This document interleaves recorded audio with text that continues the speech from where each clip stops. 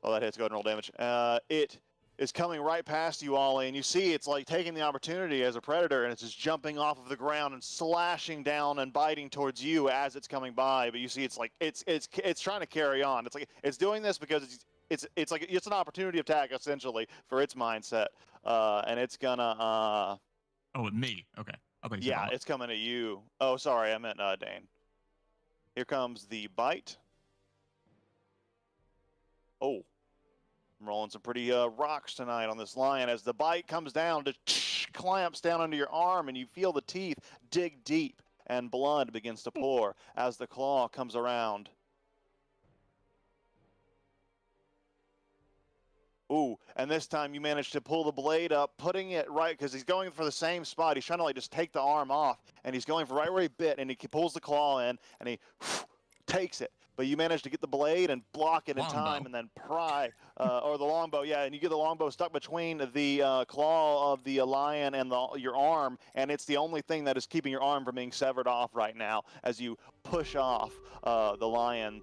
It is currently still mid-run. That's going to bring us to the end of its turn. It's going to bring us to the start of Dramus's turn. And just real quick, I did trigger staggering because I have Crusher. So if anyone wants to do any staggering stuff. Okay. Keep that in mind. Alrighty.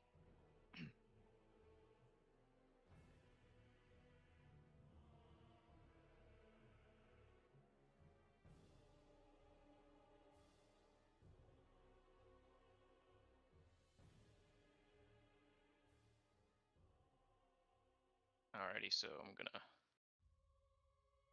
move over here a little bit, and how do you use the drawing tool to measure out or is it measurement tools? Yeah.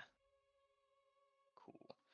Alright, so he's going to, still holding his messenger bag, the strap with his left hand there, he's gonna hold out his right hand, and a sort of like wisp of like purple flames is gonna kind of appear in the palm of his hand, and it's kind of very controlled flame, not too crazy or anything like that. And then he's going to hold it out, and the flame's going to kind of just stick to his hand as if it defies gravity. And he's going to shove his arm out, and the flame is going to split into like tiny little purple wisps that are all going to fly towards the Sir Lion. So he's casting.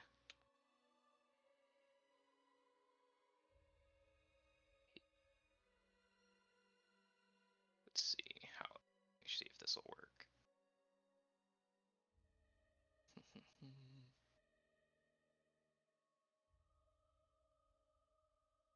So it's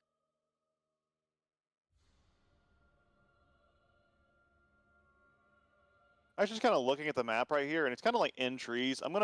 Would anyone be mad if I moved it right here? Because this would have made a more sense of a place for it to start. It would have had the movement to do it. If not, I'll say it knocked down the trees. I don't care. Yeah, I don't care. It doesn't really affect me as long as it doesn't affect.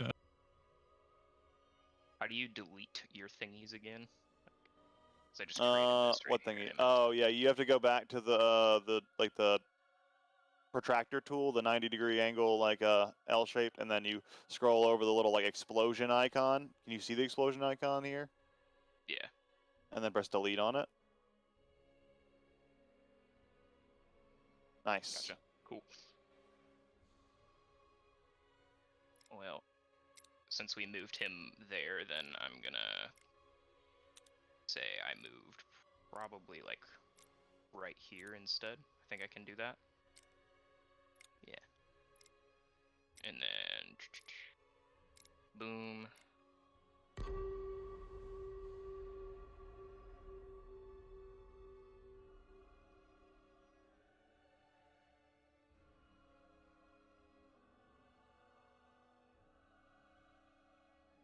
So, Dramus, you begin to move and step, kind of interposing yourself in between this Thaddeus Thunderbolt character and the lion itself. And holy shit, it succeeds that. As the fairy fire goes, what does your fairy fire look like, though? Just to help me describe it. Well, so like I said, all of his magic is pretty much purple in color. Anything flame adjacent or flames, whatever, it's all purple in color because that's part of kind of his bloodline of his magic and what kind of makes their fire magic unique. So it's a So the purple fairy fire, floating flames. so and it's stuff like just that. like a bunch of like kind of like little like wisps of different just tiny little flames just all kind of flying around, very purple and luminescent in color, kind of like a violet, almost kind of like UV rays, kind of emits Yeah. that sort of effect. And they kind of Doc would approve, and they kind of if he's still alive, it's like 103 years in the future, I think, or some 100 something years in the future. Not 103. It's like we were like year 9 or 10 on that. But anyways, the lion, you see, it's like now kind of framed by this beautiful purple light show that kind of swirls all around the creature. It's kind of actually very nicely accenting its golden mane and fierce eyes. It kind of exemplifies that royal look. It really is the king of the jungle. But that being said, that's your action. That's your movement. You got a bonus action? I do, but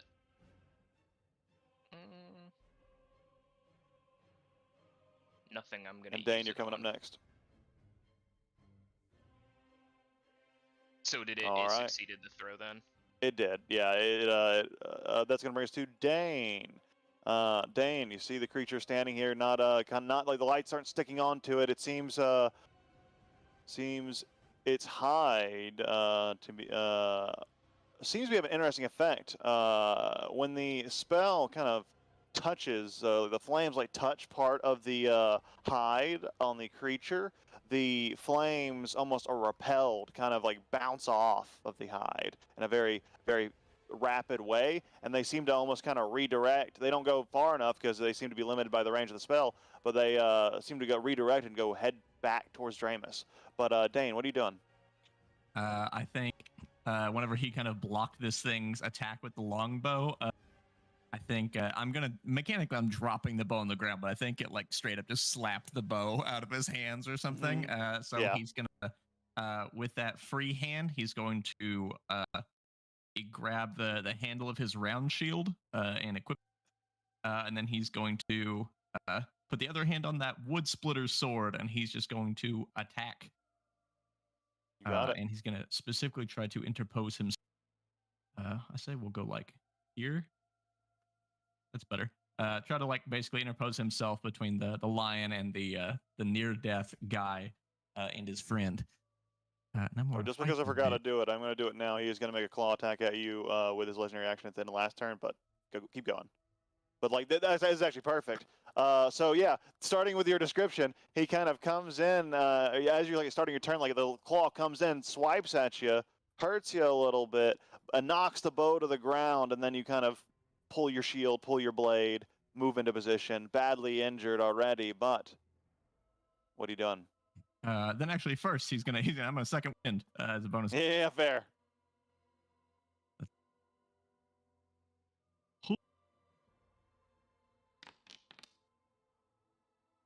Cool. And then with that second wind of adrenaline, now I'm gonna hit him with this bad boy. You've seen Dane's excitement is never ending. Even as he starts to get bloodied, he just takes a deep breath and he's ready to take some more. He just swings it. Admittedly, not very sophisticated, kind of a heavy wood chopping sword, and it kind of swings him more than he swings it. Seems to be attracted to wood, and all of your attacks have been so far as you just slam into a tree. Next to him. Oh yeah, perfect. Fuck it, let's action surge as he splits the stump next to him. Action surge, and we'll try again. Goddamn, work.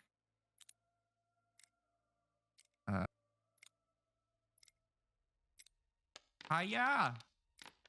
That's better. Oh, there we go. And with that, you just managed to land a blow. Describe how you do it and go for it.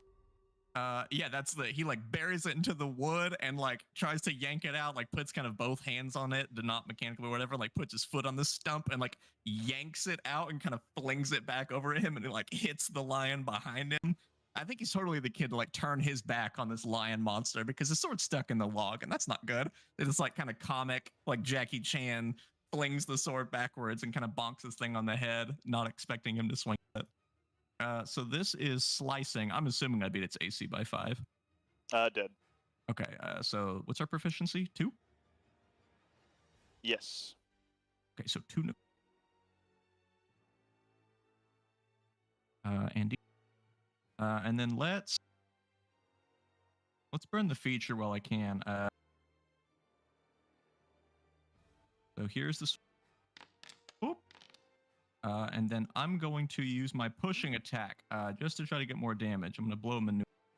I think it requires a size thing to actually do the push. We're going to do the damage. Oh, another 3. Ooh. Hopefully that works. Yeah, he's it did it automatically. Very cool. Very cool. He is looking badly injured at this point. You're kind of like slamming into this lion. He's slamming into you. You're both roaring and fighting each other. Dane and Ollie, you see this. Ollie, you build up like opposite angles. You kind of see each other through the underneath the lion's like legs. You see like past Dane, and you just see like each other as the battle kind of shifts back and forth. But at the end, is that your turn, Dane? Yeah. All right, at the end of your turn, it's going to use another 2 legendary actions, and it's going to try to roar once more. Everyone within 60 feet of it needs to make a wisdom saving throw, and that is going to cost 2 of these bad boys. Does this have the whole if a creature has succeeded before, blah, blah, blah, blah? No. This is just part of it. That's why it's so expensive. It costs 2 actions, legendary actions to do. Oh, you're so brave. The first one. Oh, you're all so brave. Thing. And with that, yeah, the lion lets out another roar, but you are all too brave, heroic, and steadfast in your I purpose. totally just scream in his face, too. Mhm. That's You don't going to hear bring him? us back to the lion's turn at the end of your turn. Oh, wait, I just skipped No, your it turn, won't. Ollie. Ollie, I don't think you Dang. should go. I think you're too scared. I think you should roleplay it a little bit more and just be like, oh, I'm a scared boy. I'm not going to fight. I'm not Woo." scared. I'm not scared. I rolled I'm well. not scared. I promise. Okay. Step of the wind. Move quick. And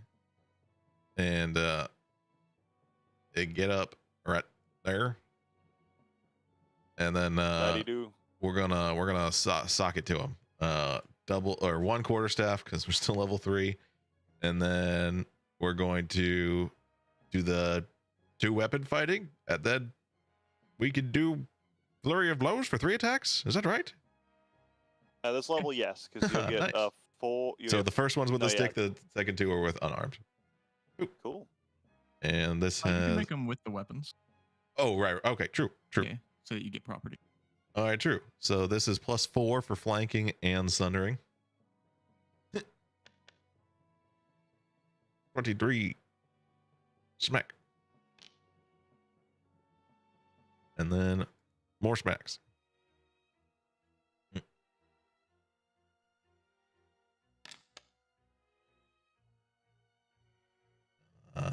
Oh, this is where it goes wrong though, because I only do the D4 damage. It's okay. Just roll the number Yeah, manually, I and gotcha. then I'll just fix it. No, I did it anyway. Oh. And cool. then next one, Kill it. 4. Ooh. 14. Oh, Did you? Yeah, that barely misses. Barely misses. Okay. Well then, that is it. That is my 3 attacks. You got it. As you just as you take your 3 attacks, the first one kind of clubs into the side where the wounds are starting to amass on this creature, and you just slam into it, and then you bring it back around, slam into the other side. Its legs begin to buckle, its knees begin to quake. It doesn't necessarily look like it wants to fight anymore now that it is so dead, and it is going to try to get away. It is going to action disengage, and it is going to run back from whence it came. Can I give it a non-lethal kick on the ass? Yeah, so you kind of kick at it, and it kind of runs by. It's getting. Dramus, yeah. you doing anything? Actually, I should ask: is anyone doing anything as a group? Is kind of narrative decision here. Are you gonna pursue the beast? Are you gonna try to take it down? What's the plan? Dane is scrambling for his bow. Okay. Ollie will knock it out if he Could can. discuss it too if you want. It disengaged, so it's not like Oh, you can't okay, get okay. attack Gotcha. opportunity. Gotcha. But this is like a choice, like narratively. This is a narrative choice for your character. Is your character a bloodthirsty? Kill this character? Does he want to kill this lion? Does he have a reason to kill it? Is he whatever it Yes. is? Just make the It's a general question for the group, and like make that decision now to yourselves. And Dramus, that is your turn. So he's kind of looking over at the battlefield. I mean, he can kind of see Dane is like already like basically shaking to kill this thing, and he knows once Mhm. again he's not going to be able to talk him out of it. So once again, he just kind It's of that pride. Gotta prove himself. So then he's gonna move up.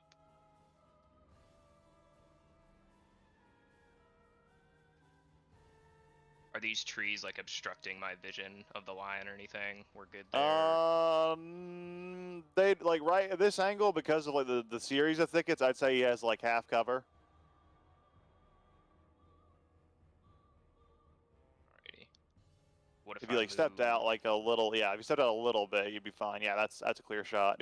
That's a big enough shot. It's clear. Alright. So after he sighs, he's gonna kind of waltz over to where he's standing now, and he's going to hold out his hand, kind of like a palm shape almost, and he's gonna hold out his index finger. He's gonna point it, and he's gonna start drawing a circle into the sky, and the circle is going to just create like a purple flame circle, and then he's going to kind of throw his hand through it, and as he does, he's gonna close his hand into a fist and then pull it back out and then open his hand, and it's almost like he reached into like a portal and pulled out a giant just like purple flame just all over the place, and he's just gonna hold it almost like it's a ball and just cock his arm back and just launch it like a baseball straight towards Mr. Lion here, and that is going to be Yeah, you just have the pulling that violet firebolt just kind of out of the weave, and you form it in your hands and get it into a nice lobbable size and chuck it. Make that attack. Ooh, but it goes wide, and you see it cut coast on some of the trees, and they begin to like blaze with light and fire. The purple flame starts to catch and turn some of these leaves cinder. Anything else for you? nope. He's just gonna. You got it. In that case, Dane, it looks like you might have a shot as you are scrambling to pick up the bow at your feet. What are you doing? I think he's like scrambling for the bow and going through the logistics of like dropping his shit and grabbing the bow and knocking in air and shooting. This thing's hauling. He's like, I ain't got the time for that. Fuck it. He's just gonna take off. He's gonna get to here. And on the way, I think there's like a rock or something on the way, just like a good like little stone or something. He just scoops up from this pile, and I'm just gonna fucking ball this thing in the back of the head. If I can point with of a order. stone. Before we where were you? Can you like move your token so I can see where you moved from? If you just like drag your token, I think it'll like do the path. I was here. Like, if you just here, one of these. I was right here, I think. Oh, okay. Well, I think if you just picked up your token, it would have like told you like the path that you moved from. I need to get the X module, but oh no, I guess not. It does it for me, but anyways, doesn't matter. Regardless, if you're right there, he would have used his roar as he was running away to try to like create some cover for himself. So does he have the action to do it? It got back to his turn, didn't it? Yeah, it did. I think so. Because I think he used it on Ollie's turn, then it was his turn, and then I don't think he used it, and then it was Dramus' turn, and he didn't use the legendary action. Yeah, he didn't use a legendary action at the end of last turn, which was Dramus' turn. So it is going to be he would have all his legendary actions. So he's going to use that 2 legendary actions for that roar. And that's going to bring us to one more wisdom saving throw from the 3 of you. This roar sounds more pained and more. Maybe this is even what's getting to you now, is it doesn't sound as ferocious, but it maybe puts pause in your step because it sounds hurt. It sounds wounded. It sounds like a dying animal. It instills you with that sense of dread. But Dane, you all kind of hear this echoing sound of this dying, majestic creature's roar, and it does fill you with that dread. All of you do kind of feel that, not fear of dying, but the fear of death itself. And you're seeing it, even this proud, mighty creature, no matter how powerful, it is seemingly about to fall to you. It makes you wonder, will the same happen to you one day? But, Dane, it's your turn. Does this mechanically do anything? You are frightened for the condition purposes. So but flavor-wise, it is like a, that feeling, huh? So I can't move closer to it. Correct. Okay, then scratch everything I said. He is going to shoot him, though. There you go. Before I try to kill this thing, we know what this lion is called, right? It's a fleece mane lion. Correct. How do we know what it's called? What do we know about this creature? Make a history check. Our The friendly basic neighborhood things. Clifford the big red dog, or is this like, I mean, clearly it's trying to kill a dude. Like, is this thing a problem? Yeah, make a it history kills check. people. You've heard of the fleece mane lion. I'll tell you, you know something at least. You've heard children's stories of the fleece mane lion. It is said to be a protector of, like, the children's stories paint it out as a protector of, woodlands and like the spiritual realm. But it is that's what your perspective is. The only thing you would have is like child stories you've heard. Whether you believe child stories or not is up to you. Yeah, as far as he's concerned, this thing was attacking people, and it's the size of a Magitech hauler, and it's close enough to Ramshorn. This thing is a problem. Hey, if you want to kill it, yeah. Kill. Kill.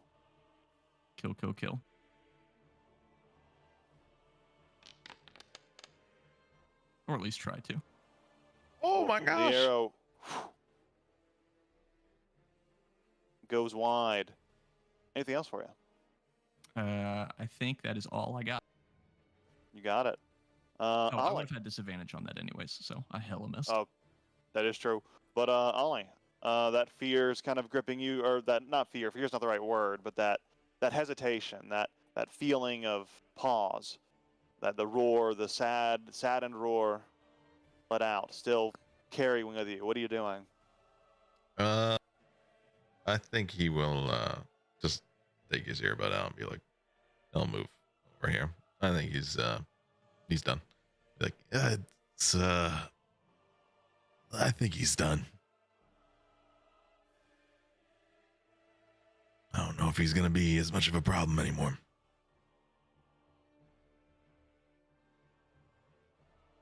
And I'll just start moving towards the bounty. Yeah, and you kind of walk past Dane, and you see Dane just kind of staring at this creature like he's like trying to hit the shot, and you see perhaps sort of struggle kind of going on there between that feeling that he's feeling from this roar and that desire to prove himself, that desire to be known for something. I think Ollie Take Ramshorn. Ollie, trusts Dane's judgment as somebody. He knows that Dane has the best of intentions, so he's not doing any judgment. He's just walking away. Yeah, absolutely. So, with that, that's going to bring us to the end of your turn. I'm going to say, because it's not exactly in a very legendary state right now. It is just kind of using one of its legendary actions to run. Oh wait, can it even do that? No, it actually doesn't have the ability to use legendary actions for movement, so it can't actually legendary action move. So it is doesn't have anything to attack. So yeah, it is just gonna have to waste that legendary action, get to its turn, and it begins to run. It is gonna get here and then get 45 feet off map. And then it is going to continue to run another 50 feet. I don't know. If you guys want, we can initiate. Oh, this is a great chance to use the chase rules if someone wants to chase it down. No, I think Dane just like drew another arrow and was kind of like holding the shot. I've been Cool, that's fine. If it It's took a totally fine. step I've been trying forward, then for sure. I'm trying to find an excuse to use them because I keep forgetting to use them, and I want to use the chase rules because I'm like, I remember they exist, and I never remember to use them. But as the lion flees, who knows if we'll ever see that again as him again, as Django said, Django Fett, classic Phantom, or second Clone Wars, stack of Clone Wars. Anyways, Sure. the best of the Star Wars films, the second one. But as the Fleece Mane Lion flees, our combat ends. We're gonna jump back over to this map as we go to a brief. Let's make it a brief 10-minute break and get back here right at 9:20. So like right at the 9:20ish mark, let's kind of return and we'll pick back up for the rest of our session. Okay.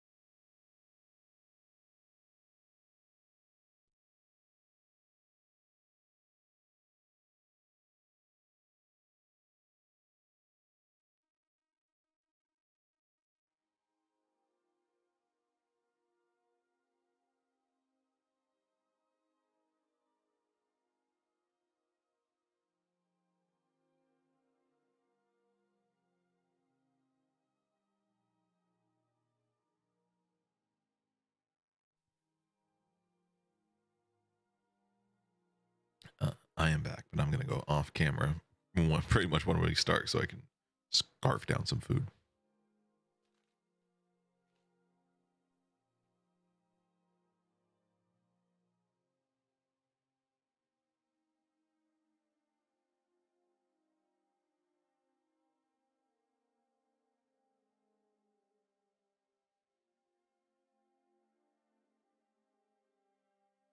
All right.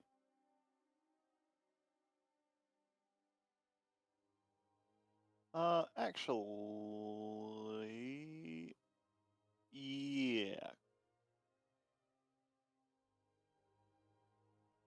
Give me just a moment too, actually.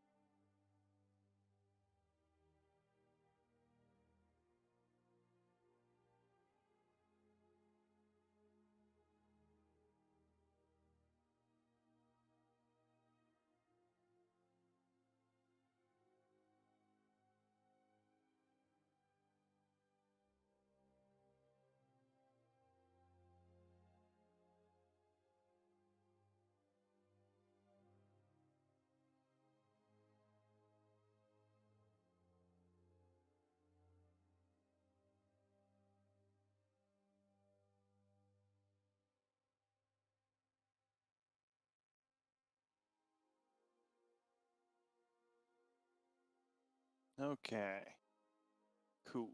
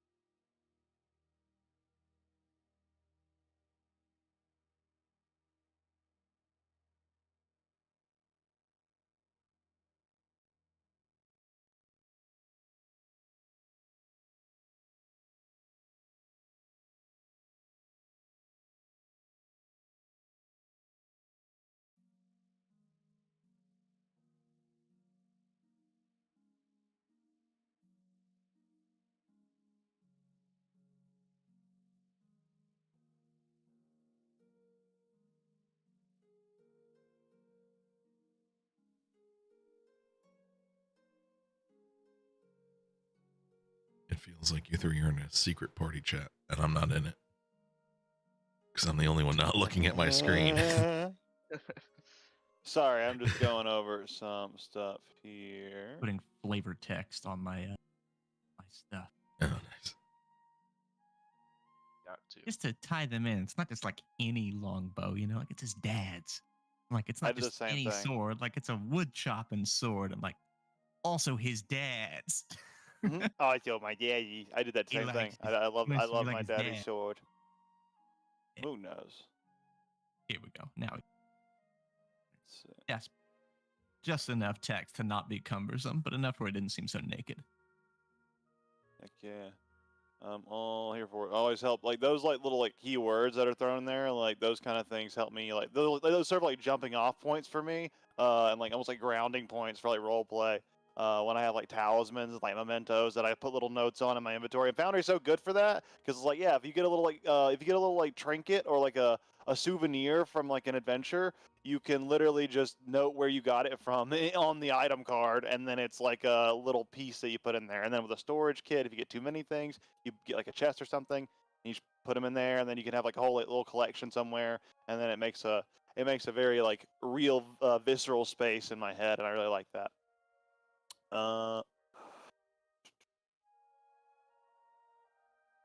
You know what I've started doing with that? When I get one of those kinds of items, if I roll any checks on them, I also put in the like description what the check I rolled was, what I rolled, and the information I got. Yeah, that's super cool. That's always super cool. It's actually a super useful note to take. It's a super easy way to keep track, take notes in game, is by just like thinking of what items you want to pick up and attach to the scene. Find souvenirs is a great way to like do some of that because it's very. I really enjoy that. Anyways, I'm almost ready, fellers. Just give me one second. I got distracted here.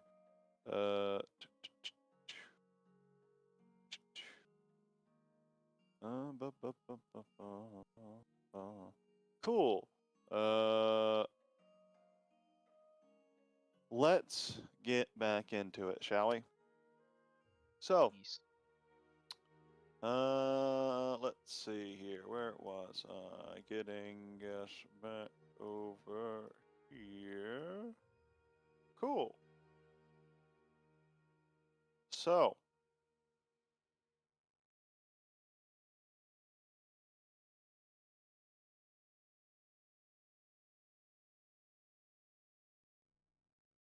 we jump back in that same clearing, in that same bandit camp. The bandit leader's life has seemingly been spared, but he is currently unconscious. You see him stirring though, so you think he'll wake and probably, who knows how long, maybe an hour, maybe two.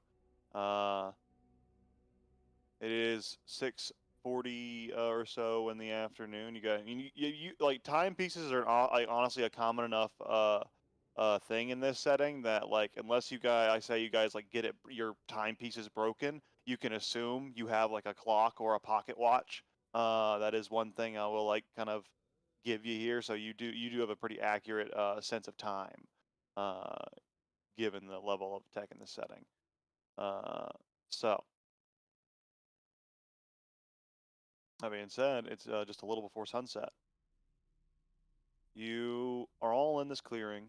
You're surrounding this Thaddeus Thunderbolt character. He's unconscious, but it's just you three right now and the other unconscious bandits that are already kind of been dealt with. And now it's up to you how to decide how you want to explore from here. First things first, we got to get his signet ring. Yeah, you go down and you see it's right on the finger.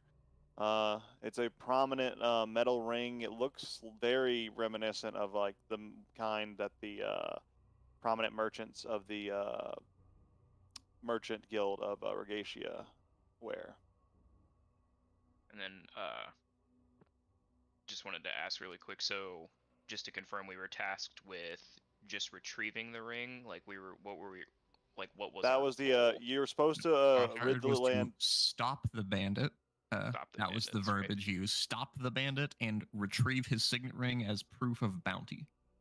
Do we know You got it. like stuff that he's done? Like obviously he's a bandit, but like how bad of a bandit are we talking here? Oh yeah, that's a good question. So what you know about the bandit and his activities is that he has been generally. So you are here in Ramshorn. He has been here in this wood. You guys are kind of in the smoky wood right now. I don't actually have a token on this map, but let me get one. You guys are like roughly. Ooh, it's too big. Let's make that small. There we go. Ooh, I don't have the distances on here. I have to fix that too. But it's okay. I have it on my notes. So you guys are. It's only like 7 feet away from Ramshorn. This is actually a really small setting, guys. I don't know if I told you. We're all mini. But that little big planet. He has been running this bandit camp, a small little camp. It's actually kind of closer to this water source. This is like with this water source you would have seen from Pipe Lake. He has been using this little camp to attack, or his band mostly. He's been known to like hide behind his band for the most part, but his like band has been known to attack people coming out of this road, which it doesn't say it here, which it should, but I fucked up. This road is called the Crimson Horizon Road. In fact, I'm going to make a note of this. I'm going to fix my mistake. So these attacks are these him and his band, are these like mass murderers? They just kill people and then take stuff, or are they No, very much like give us your stuff and be they're on your very way? much like highwaymen. They're like, give us Okay. your coin and we're gonna fucking take your shit. And they seem to be, they primarily focus on giving coin. They do not prioritize bloodshed. They are not like a brutal Like, band give by us any everything means. you have, then leave, and hopefully make more, and we'll see you again. Yeah. Yeah. Okay. Yeah. Here, James, you hold on to this thing. I tend to drop and break stuff. This looks important. He'll hand that signet ring over to Dramus. Dramus or Dramus? Dramus. Dramus, that's what I thought. I And was then, yeah, reading I'm a gonna pull note. out. He said you handed the ring. I'm gonna hog tie this fool. Yeah, easy enough. He is like still unconscious and within your power. There's no time constraint here, so you take the time it takes and you get him restrained. He's not going anywhere unless you want him to. Are the rest of his bandit buddies that we fought? They've already they're incapacitated. Some of them have like gotten up and scurried off. Some of them were playing dead and like have scurried off, but a few of them got away. But you feel pretty confident that because if you get the ringleader, and this is what the village elder was saying, anyways, if you get the ringleader, the rest will scatter. They might find other bands, but in time they'll slip up again, and then the law will find their just due and get them. Cool. But there are some as well, like incapacitated. There's a few that you can like arrest essentially as part of this bunch. So you can tie up him and a bunch of his goons if you would like. The ones that are survived the encounter, because up to you how many that was. Yeah, I'm gonna try to tie up. I'm gonna specifically hog tie like wrists to ankles, and I'm gonna try to tie these guys up without cutting the rope, like one singular thing. Just line them up and have like a little rat king of bandits, basically. That Just you a do, single like the chain 50-foot gang. long stretch of rope, just tying fools together. Yeah, that you do. So you kind of lay them out, kind of get them all kind of set up next to each other, get a rows of these of them prisoners, we'll call them. There's 5 in total, 5 men total. I'll kind of make a note of this here for you, so you can 5 prisoners. I'll just put that right there for you. Boop.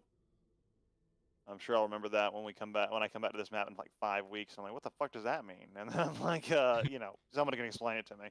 But anyways, you have the 5 prisoners here. You have these, one of them that is, of course, Thaddeus Thunderbolt himself. About how long of a journey is it back to? I have this in my notes. It's about 9 feet, so it wouldn't take very long. But hang on. I think I put this actually on a different map.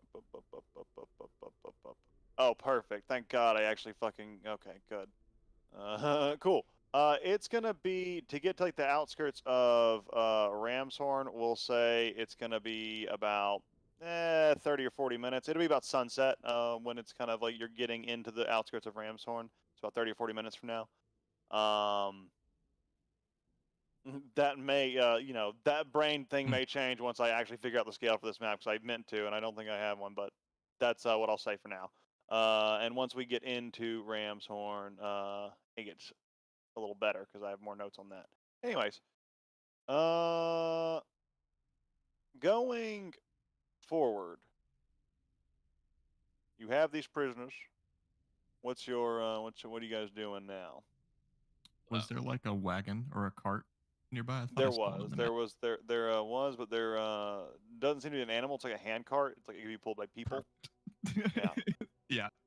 Thane's plan is to load these fools into the back of it and him pick up the cart and haul these people. As terrible of an idea as that is, that's what he plans to do. Cool. No He's worries. like in the Before we process trying to drag full-grown men across the ground, probably poorly, but he's trying. what are you doing, Ollie? Ollie is in some ways helping Dane with just making sure everyone's set up in their kind of rope get up and they're all tied up successfully. But then once he's got that, Ollie's gonna worry about collecting any like weapons, anything of value, because he's got rent to pay. So he's gonna sell some shit if he can. He's gonna see if there's anything that the town has needed. He'll try to collect that from the scene, or anything that was reported lost or stolen from other people, like any mementos.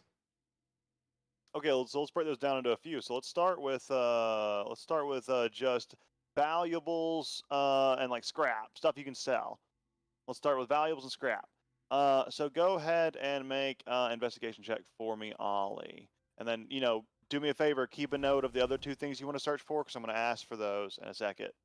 Okay. You do really good. So add to your inventory. There's about ooh. Yeah, Okay. I'll give you some minute. Thank you. Don't feel bad about telling me to slow down. I can get on a roll. Let me give you guys a cart actually, because you guys do have this hand cart here. I think I can just. Don't I have like I do have a cart. Cool. Let me just. Fuck it. Put it in here. And I'm sorry, while you're doing that, I didn't write down the category. So I have valuables, mementos, and what was I think you had a third one. It's whatever you want essentially, but you said valuables, I think those two mementos. those are good. Those two. Yeah, valuables like things you can sell, mementos, things that you want to return to the people. Yeah. Cool. Yeah, you can just hold on to those two for just a second for me. Thank you so much. Because I am juggling. Can I make this not? Yeah, that's not very useful. This cart's not very useful like this. Hang on, I'm sorry. Just 1 second.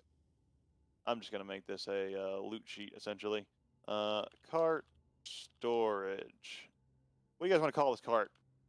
Come with a cool cart name. The hearse.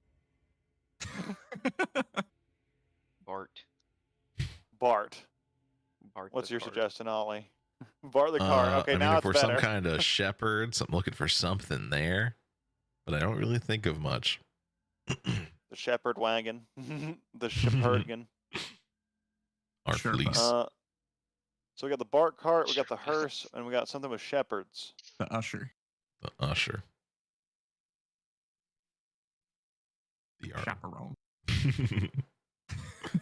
I'll start going down like synonyms for shepherd. We'll think about it. But What anyways, name it? Jesus. the Bart cart it is. The Bart cart storage. Let's see. But let's see. How do I Oh, I know how to do this sheet. Oh, fuck, I made it a PC. No, the Bart cart storage is too powerful now. DMVC, the Bart cart storage. There we go. This is important because if you're gonna like try to salvage stuff like this, you're gonna need carry weight because this is heavy. Well, so we're bandits. That's true. That's true. All right. Bart cart storage is rudimentarily made. Oh, can I just do this from here? Owner. Cool. There you go. This is your Bart cart storage. Put whatever you want into the Bart cart. I will like eyeball the weight every once in a while and make sure it's not crazy. But this is essentially your starter wagon that you can have. I mean, it's the bandit's wagon. It doesn't seem to have any idea of who the fuck it belonged to. So unless someone comes asking for it, for the meantime, you got a cart.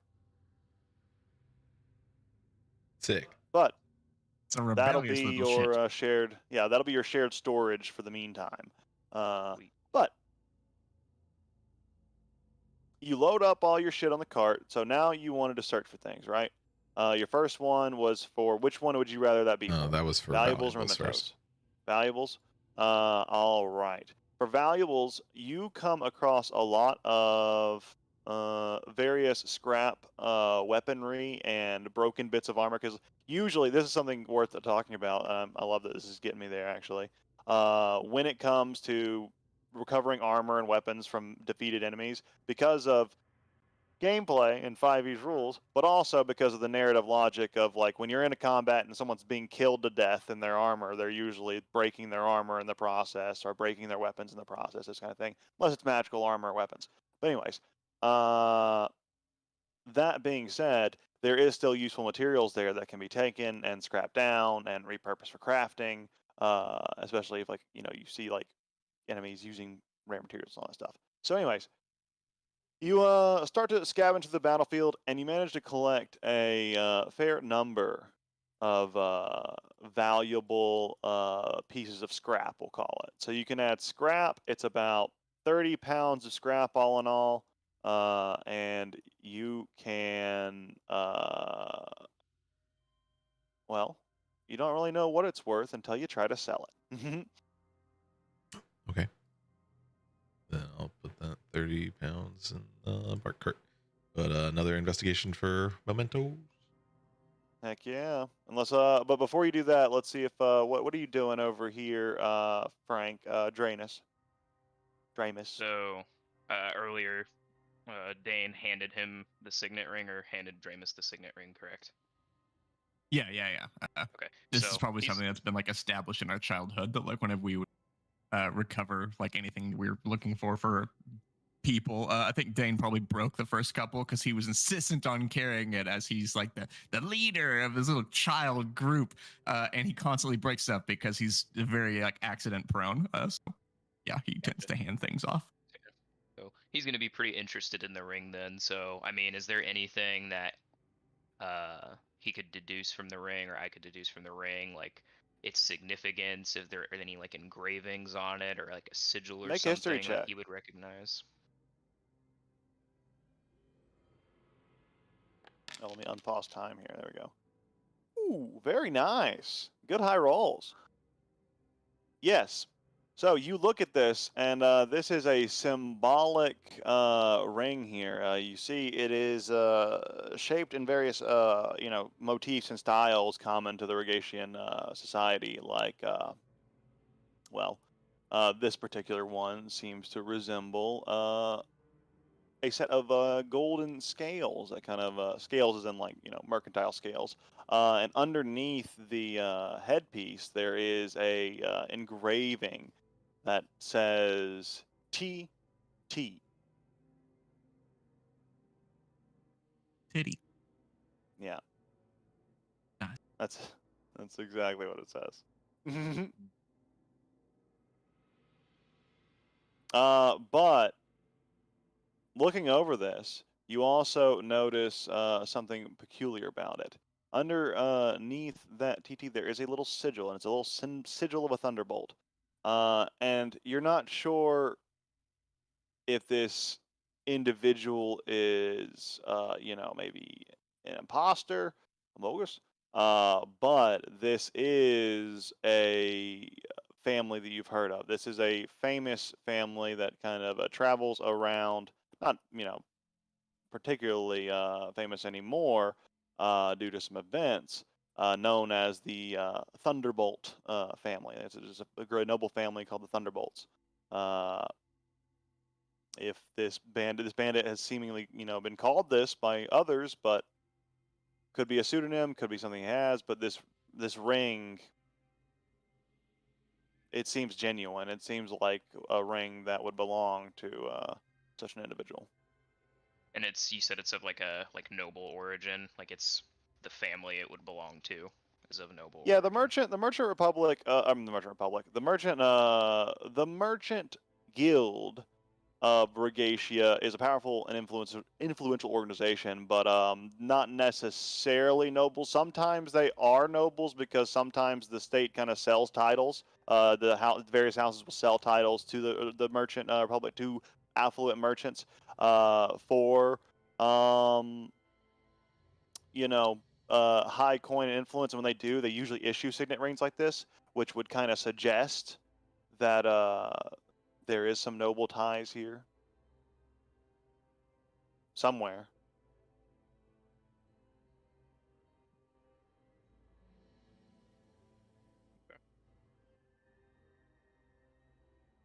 Pretty strange that a bandit would have something like this.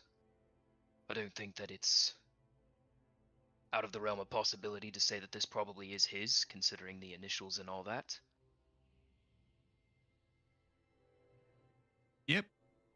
I mean, they wanted the ring as like proof, so if it wasn't his, it would make a lot of sense. Go stop this bandit and then bring us a ring that doesn't belong to him as proof that we got him. So it makes sense to me. What I'm Who cares? saying, what I'm saying is that I think this does belong to him. Yeah, that's the point. I don't get why this is important. I'm also confused. Doesn't it seem a bit strange that someone from a well-regarded merchants guild would be out here doing what he's been doing? Well, if they're a merchant guild, that implies that they sell things. I Also, wonder how they get the things they sell. do we know about your family? I would say you two are the only ones that he would have opened up. Well, I mean, and Huya's character, depending on how we integrate him, but Right. you're the only ones in Ramshorn, other than his mother, of course, that would openly know. Then I think Ollie's just kind of give a little chuckle, be like, "You're here doing this? This is so crazy."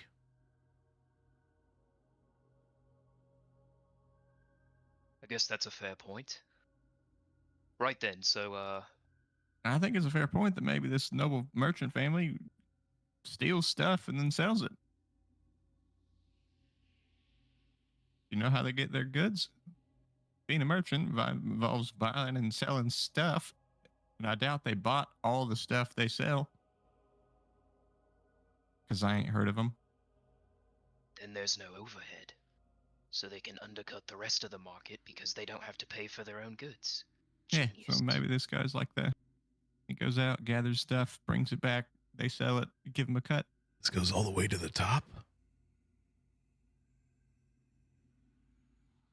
Or maybe there's like some low-hanging fruit. Maybe some member of the family just contracts him out and miraculously shows up with stuff and gets all the praise. I'm not saying the whole tree's rotten, but maybe an apple or two. Seems to be a trend with a lot of the members of high society. Does this family got a lot of business in Ramshorn? I guess that's something we could ask when we get back. Well, the elder said to find Thaddeus Thunderbolt. Like, he called him by name, and he wants his signet ring, so the elder knows who he is. Maybe he's a traitor, and that's why he wanted us to find him and bring the ring back. Sure. And the fact that he's a Thunderbolt isn't exactly a secret. He told us, and I've got a pretty big mouth, so. You don't say. I do. Right then. So we're bringing them all back to the village, that's the plan. That's the job. I mean, the job. I assume you guys are like walking and talking. Someone's pulling the cart, and yeah. Ooh, do I have to do something for the mementos? Oh yeah, like we'll say that happened already, but like you can go ahead and make the check for it. But like we're narratively we're I like in understand. the future, but like yeah, you got it.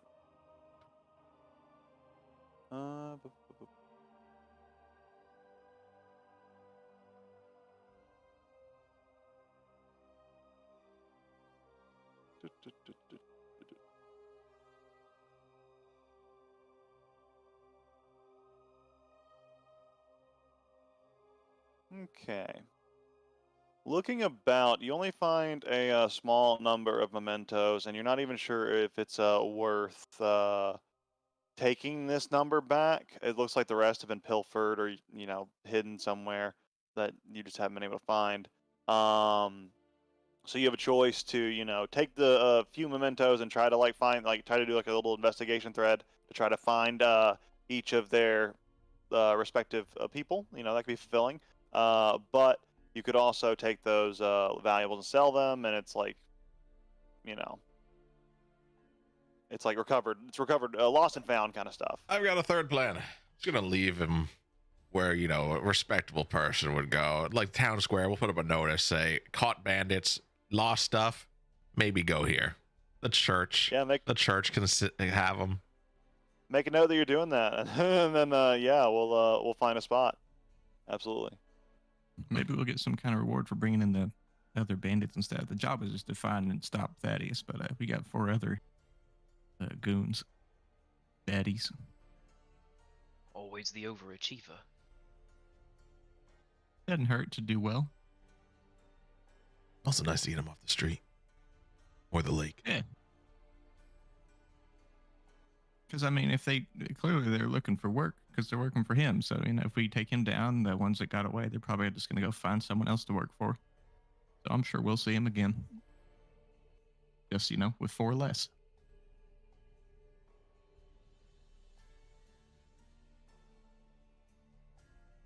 Gotta look to the future. As you begin to press on a little bit, the journey continues. The bandit leader, this supposed Thaddeus Thunderbolt, comes to, and he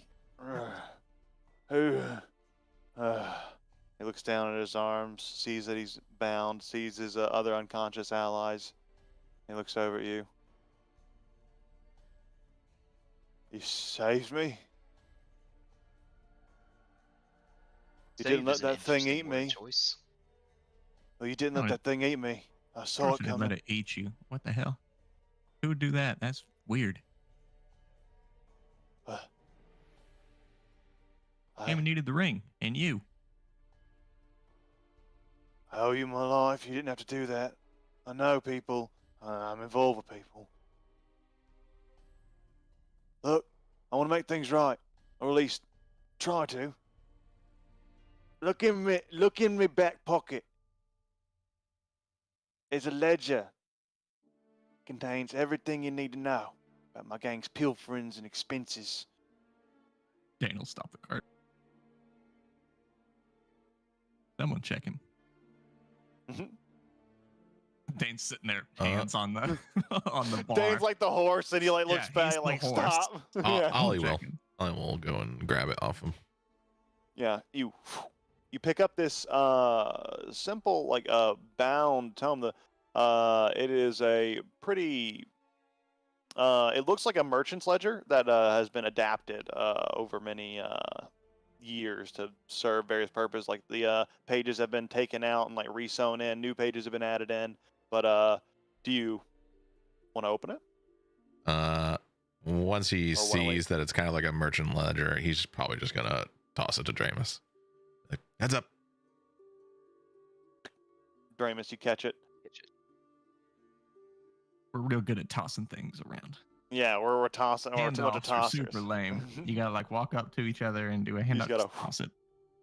Noticing calories. Right, so he's gonna go to kind of examine the ledger, and I mean, is there anything of note that would stand out? Yeah. Well, I'll tell you this in bits.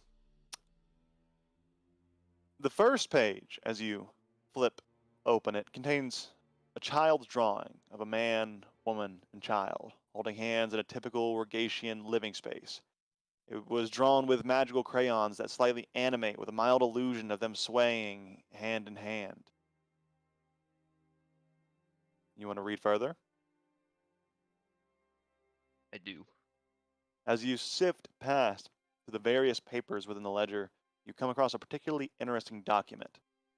The page is filled with dense rows of small, precise handwriting, detailing what appears to be a complex web of criminal activity.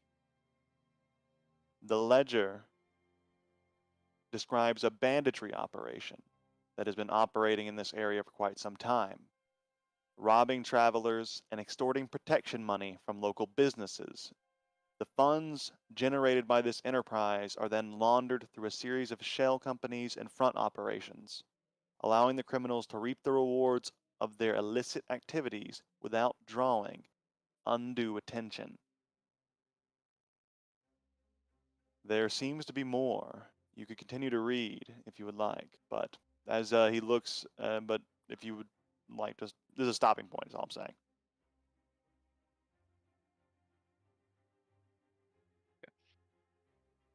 Hmm. Lots of interesting things I'm learning here. Um,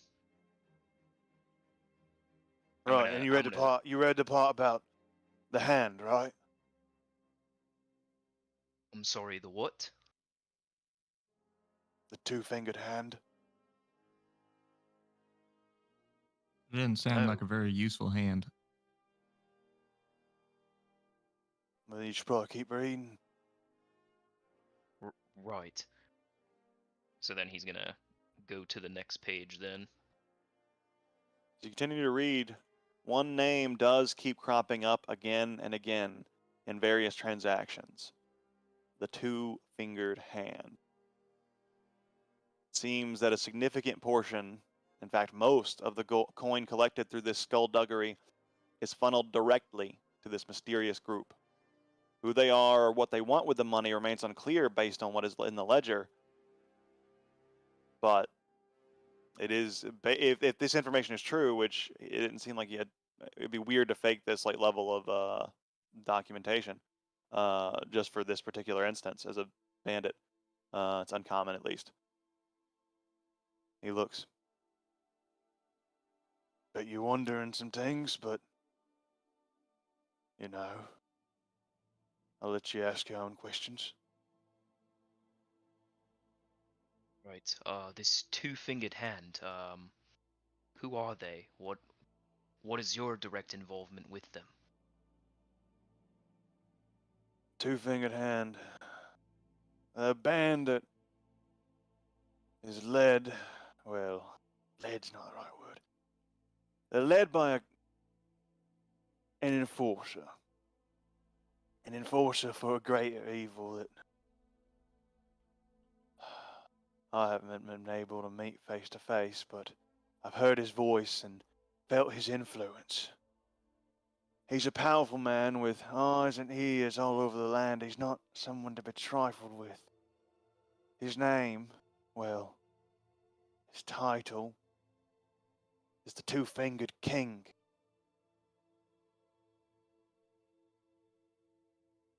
He has an enforcer. His enforcer leads this band known as the Two-Fingered Hand. And my involvement with him, well, it's a long story. Sure, you want to hear it? No, I'm not really a fan of stories, to be honest with you. More so, how does someone from the Merchant Guild get involved with something like that? You're smarter than you look. I was once a I take offense respected to that. member of the Merchant Guild. Had a family. People relied on me. The lure of easy money and the threats of the Two-Fingered King proved too much to resist. When I first began, I was only laundering money for him. But as time went on, he pushed me to do more and more, and I remember the day Two-Fingered King's enforcer came to my home with a scrying orb. Showed me my family in chains. Surrounded my members of the Hand. They were terrified. I knew I had to do something to save them. That's when I made the deal with the Enforcer to do this, to run this band, launder the loot we got, give it up to him to fund whatever he's doing. Never told me.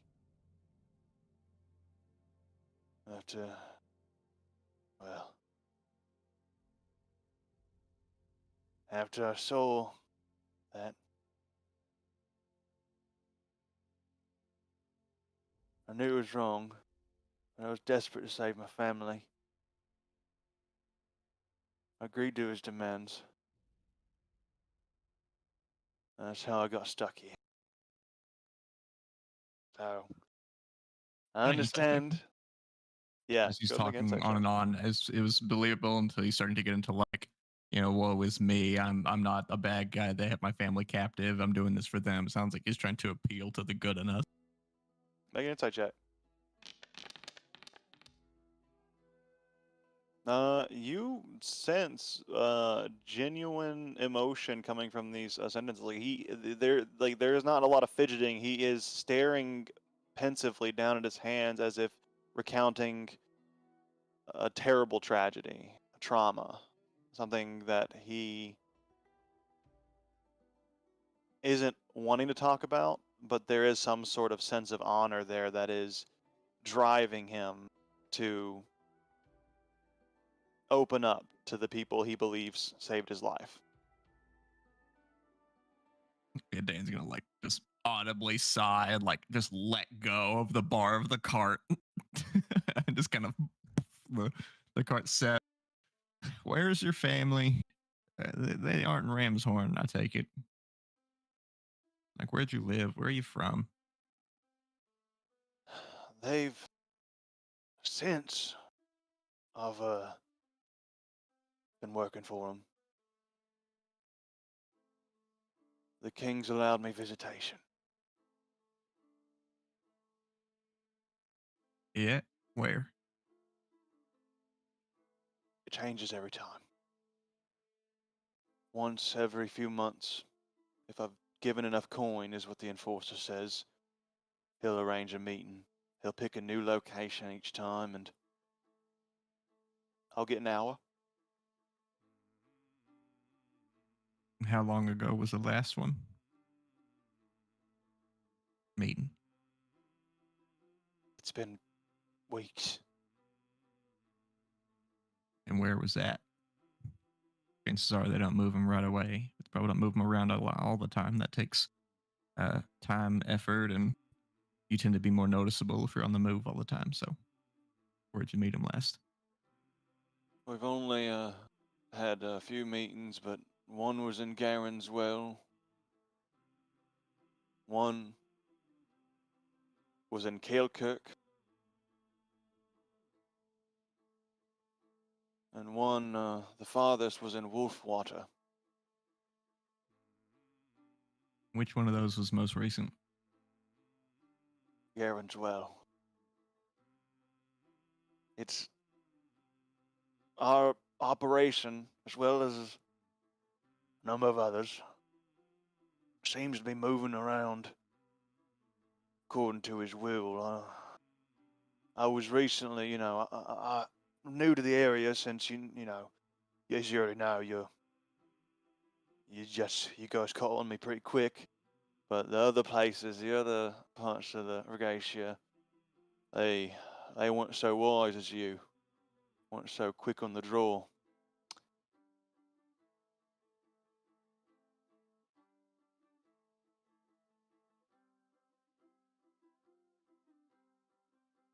Well, all right. What do we got to do to save his family, guys? He Based looks on up those at three you. places he said, those are around Helfercombe. So,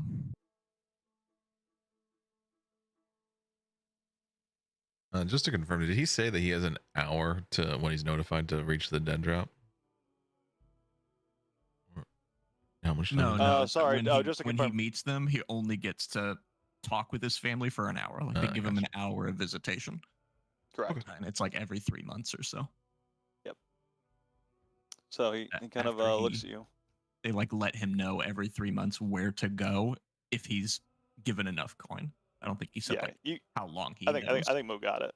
It's okay. But anyways, I think he looks at you all expectantly, just kind of like seeing where this conversation is going to go, because with a little bit of hope. But what are you guys saying?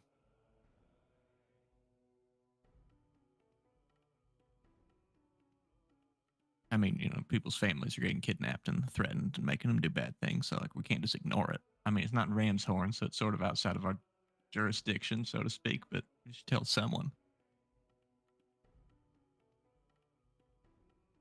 Right, well, I'm assuming you've already set your mind to this, so I'm gonna go ahead and make the second assumption that there's no talking you out of it. So, I mean, we could tell someone, but do we have any clues? Well, we got 3 places: Garenswell, Wolfwater, and Kalekirk. So that seems to be kind of a set area. There's only like 5 other places. If it helps, I don't know what it is about Ramshorn, but the king's been, well, the enforcer's been telling me to hit the Crimson Horizon Road the most. He says, really wants me to destabilize the infrastructure of Ramshorn for some reason. interesting. Are there any local towns that are kind of like Ramshorn is like what is Ramshorn like known for? It's known for the tavern or whatever, but like what's its like primary, I guess, good? What's the reason you come to Ramshorn compared to anywhere Oh else? boy. Oh boy. I could talk to a lot of things, but the probably one of The the point I'm getting biggest to is are there competitors, like rival towns?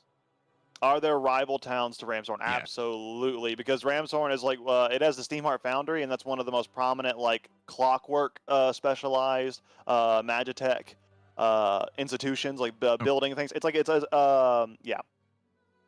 And there are other places that specialize in different types of Magitech and different flavors of Magitech that are rivals to Ramshorn's industry here. And Ramshorn's relatively small, but that people travel far to get to this foundry and to even work to this foundry and to the surrounding villages, or even not villages, but like small hamlets. I would even say, kind of see people commuting to work there. If they're wanting to mess up Ramshorn, they're probably want to mess up the foundry. So another competitor, producer, maybe this Hand's trying to get into Magitech business, or he's trying to move in.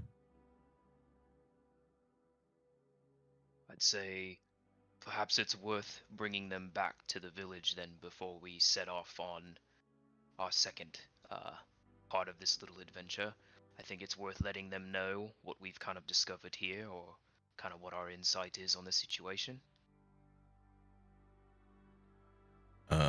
Yeah, and then this guy's family might get, you know.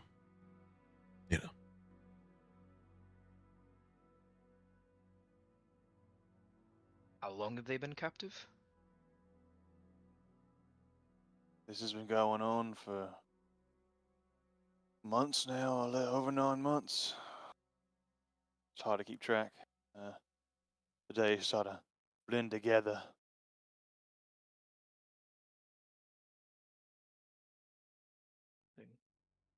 Well, if it's been 9 months, I would say odds are they'd probably be fine. But again, knowing Dane and his boldness, probably not going to be able to talk him out of it. So What are you saying though? What are you saying though? No, what your friend's saying is smart. If they see me coming into town, that's not good. You should. I'm not saying you should let me go. Just put a bag over my head or make me look less recognizable.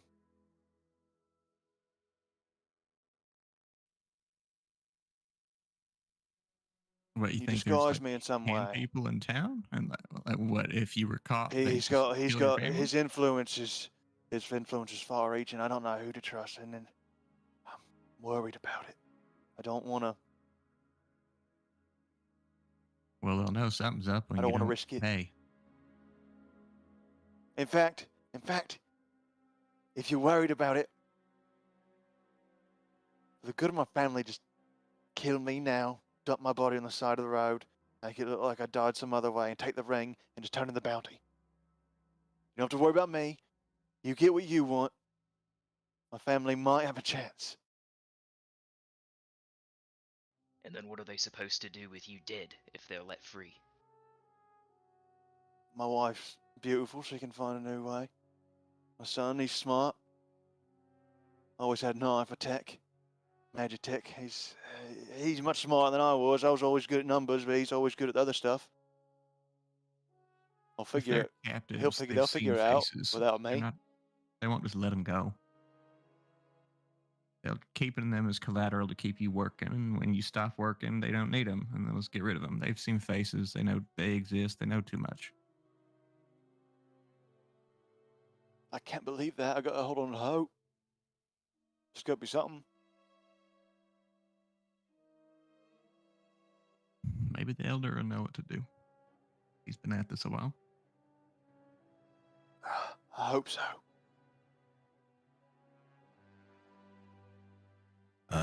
I would probably recommend not telling anyone else anything, because if that gets back to your two-fingered king, he might not like a rat. Yeah. No one does. Yeah, pretty much. Yeah.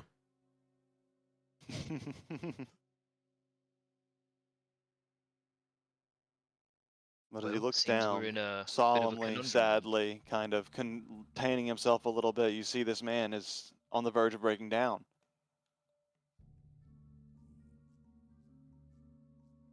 What do you do from Yeah, here? Dane's gonna take his little like kind of like leather cloak thing and just kind of like drape it over the dude. Very clearly, like no one needs to see that. Like give the man some privacy type vibes, and also Absolutely. doing what he said. There. Yeah, the rest of the gang is like, you see like one of the unconscious members of the gang that's tied up kind of like comes to wake, kind of hears that and is like just pretends to be unconscious again. But yeah, some time passes, but at this point, you know, it's been enough time that you guys are getting to the outskirts of Ramshorn. So, as we get out of the dense forest and make our way onto the Crimson Road, the sun begins to set, casting long shadows across the path ahead. The road winds upwards, and soon you find yourself here. Come up the Crimson Horizon Road, past the watchtower. You find yourself crossing over the enchanted Arbor Bridge, a marvel of elven architecture that spans the Mistflow River below.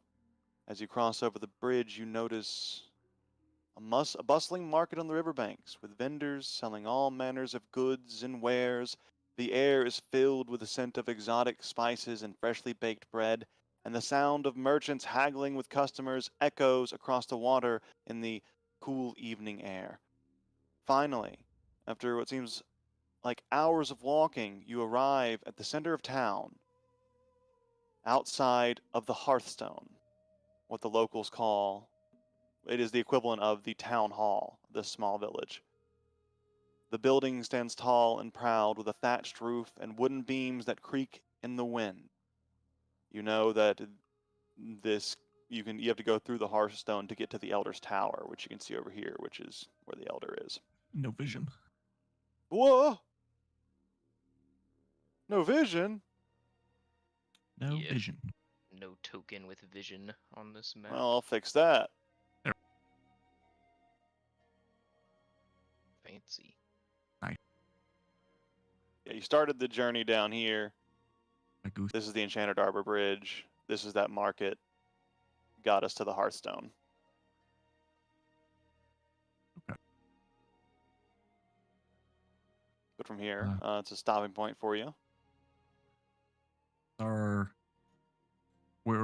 the elder is the one who hired us to do this. So is this intended for us to bring back stuff to the elder's tower, or is there like a place where he's usually at, like a meeting place? That would be logical. Yeah, he's Tower, usually at his Elder's Tower. Yeah, yeah.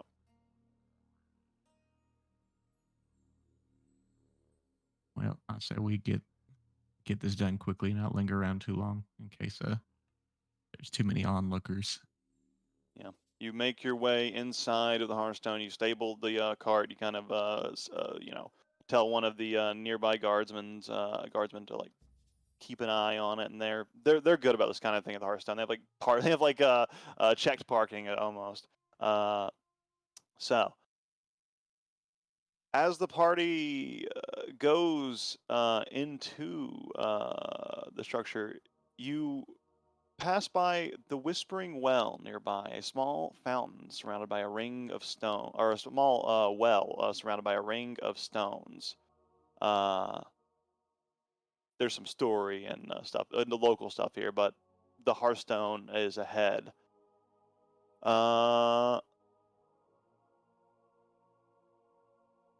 As the party enters the Hearthstone and goes upwards into this tall tower here, they find the familiar wooden bridge walkway that they see that takes them over the canopy. That's the word. Into the Elder's Tower. As the party enters the tower, they see a large room filled with tapestries and banners depicting the history of the town. At the far end of the room, they see a raised platform with a throne made of polished wood. The village elder is sitting atop the throne, flanked by two counselors. The elder is an older dwarf with a long white beard and a kind smile on his face. He wears a simple tunic and pants, and a silver medallion hangs around his neck. You know his name to be Grom Stonefist, but most people just call him the Elder or the Village Elder. Welcome, welcome. Been expecting you. Have you succeeded on your task? This is the elder. What's This his name? is the Elder Stonefist? talking. Correct. What's his name? Something Stone? Oh, it is, it's Grom Stonefist.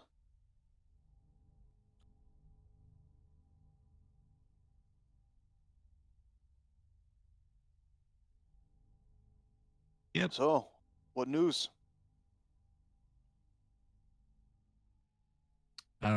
Dane would have wanted to bring at least Thaddeus along with us.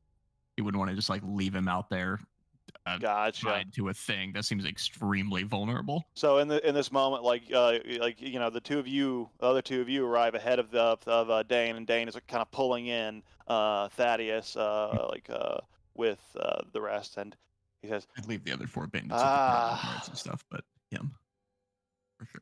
"Finally, justice. You've done us a great service, and for that we thank you." The counselors nod in agreement, and one of them steps forward holding a small chest, and the elder says, "As promised, here is your reward," he says, as the counselor opens the chest to reveal a pile of gleaming gold coins. 350 gold pieces, as agreed. Yeah, we've I guess done some extra credit too. We got 4 of his cronies downstairs in a wagon with the other guards. Not asking for more, just kind of letting you know we put a little bit more work on your table. Make a persuasion check, just make a persuasion check. Dane's more like apologizing for giving them extra work. Yeah, no. But it's like the way it comes off. He looks at you. Ah, no worries. It's important that justice be dispensed to all who participated in those horrid, damaging structures to, or damaging operations to Ramshorn. We've suffered greatly. Got to make them very many cutbacks. All because of filth like this. I mean, to be honest, he You, kind of when you, that heart actually gave up pretty easily. he looks at you. We had to fight off the big lion thing, fleece, whatever. But after that, he seemed pretty amenable. The elder kind of nods in approval and he continues. I see. Now, sheepdog. You and your group,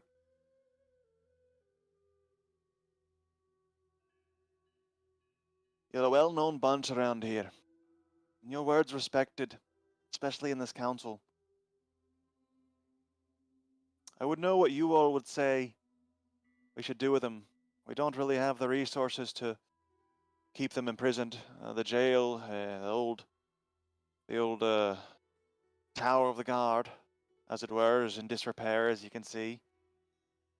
It's where old jail used to be, but no longer is even close to the condition it would need to be for that kind of thing. So, I ask for your counsel on this. What should be done with these prisoners? Dan's gonna like eye down the two of you and give you like the huddle Mhm. motion. Do we tell about his wife and kids and stuff? I think we should. Yeah, we probably If I should. recall. Oh, okay.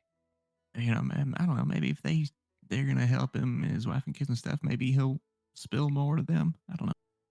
I don't want him to just like throw him in a labor camp or something. That seems like a waste. I think the important thing is that as long as they don't think he talked, if we talk, I don't think it's a big deal.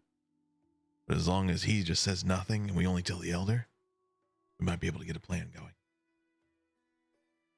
Yeah, I'm not so good about this whole plan making thing. I didn't want to say something about it without talking to you guys.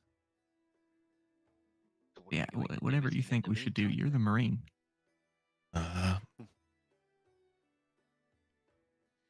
There's a couple ways we could maybe do it. And I don't really have my sage leaf, so I don't know if I'm thinking clearly, but I mean, hey, we need a jail built. Why don't they build the jail? When they're done, they're free to go. Or we just let them go because, like we said, they're probably just gonna go find work. I don't know. Those seem fair. Oh wait, maybe maybe because they took other people's stuff, we take their stuff. Well, we kind of did. Yeah, but like, I guess the rest. I'm not really looking for stuff. I'm looking for his family. Well, the elder himself said that they've been a detriment to the village here, so I think it's fair to say that they owe the village a debt. Not only did we spare them, but they've also been clearly a problem with the village, so I think that they should have to pay that debt back, whether that be building the jail or providing some sort of skill set to something in the village to help kind of repair the damage that they've brought on themselves. Well, for sure. I'm saying if the elder will help his family and stuff, maybe he'll, I don't know, be more better used. I don't know. He seems like kind of. I mean, he organized the whole bandit group. He terrorized the road until we dealt with it. Oh yeah, I mean, He's let's talk to clearly the skilled elder. something. He's a leader. Let's talk to the elder about his family, but for right Okay. now, he's asking about our plan for prisoners in general. Yeah. Okay. Break. Break. And the elder kind of looks at you as you kind of break the huddle, and he like nods. I like So, to imagine by that. the way, oh, go ahead. Oh, I was just gonna say, I like to imagine that Dane kind of like wanted to do like the hand huddle thing, and he kind of just, even if they don't participate, he's still like, it's like break. Right on. I feel like he's had some solo huddles in the time you guys are gone. So, the shepherds, wasn't it? You fellers still go by that? A bit juvenile for my tastes, but it does have sort of a nostalgic feel to it, I suppose. I mean, Maybe not all it'll of feel us. better if you do what a lot of the other adventuring parties do and add like a adjective before the shepherds, and then it'll be like more adventure-y. Mhm. The adult shepherds. That sounds kind of lascivious. Is that the word? Am I using that right? The mature shepherds. That's a big still word, Nate. not as lascivious, but still The pretty. old shepherd. Oh, explicit. that actually sounds cool. That one's too good. You can't use that one. I mean, it's not all of the shepherds. There were a bunch of us, and that's just 3 of us right now. Well, I don't know. I have a feeling like maybe there'll be a 4th one. I don't know. We'll figure it out. We'll figure it out. You know, it feels too early. We'll figure Yeah, it we out. just got back He together. nods. So. Yeah, He nods. yes. He nods. Oh, then he looks. And well, then for now, what do you think about these prisoners? I'm waiting to hear your ideas. You got people that could like watch them? The 'Cause- guard has been low on number after these bandit attacks. They've thinned us out for sure. But there are men at the watchtower that we train that could be trusted with the responsibility. Because we were kind of thinking like, let's just say you need a jail, and so I imagine you need builders. Hey, How hard can building be, right? Just get a foreman on the job, get a guard, and let them try to rebuild the jail. And when they're done, let them go. Move rocks to other spots and put rocks on top of rocks until it makes a tower. that makes sense to me. Thraldom. Let them do their serve their sentence out with hard labor, and then upon completion of the tasks that we set out for them, agreed upon by the council, but at the first, we'll get to their due process essentially. But yes, thraldom to an established date. Though I To do build and wanna rebuild the jail. Well, if we're gonna rebuild the jail, I'll just send some throw scouts to see what something it's in there though. like over There's there. complication. Hmm. So there's him, and then there's his 4 buddies. A handful of them got away, but I'm sure they'll pop up again. But I don't. I understand the manpower can get some stuff done, but I think maybe put those 4 on the building. But your friend here, he's got a bit of a situation, and he seems to know some stuff. And I think maybe if I don't want to put that. I'm just going to say it objectively. If you help him, he might be able to help you guys deal with a way bigger problem. He nods and nods. Cool. So this I don't think you'd have a problem like serving a sentence afterwards, but I think just dealing with the problem be its own reward to him, and I think he'd be way more amenable to, I don't know, helping you all get things going. He's apparently being blackmailed. Just to confirm, you know who you're working with before we go any further in this conversation. You know, Thaddeus has a long history of becoming increasingly greedy and corrupt, beginning to exploit his customers and suppliers before he even got into the criminal underworld, taking advantage of their trust and goodwill for his own gain. His once thriving business began to falter, and he fell into debt and disrepute. What led him to, I imagine, this criminal life. Yeah, I get it. People are greedy, and it got to his head, and then he found himself in a situation that's beyond it. But I get all that.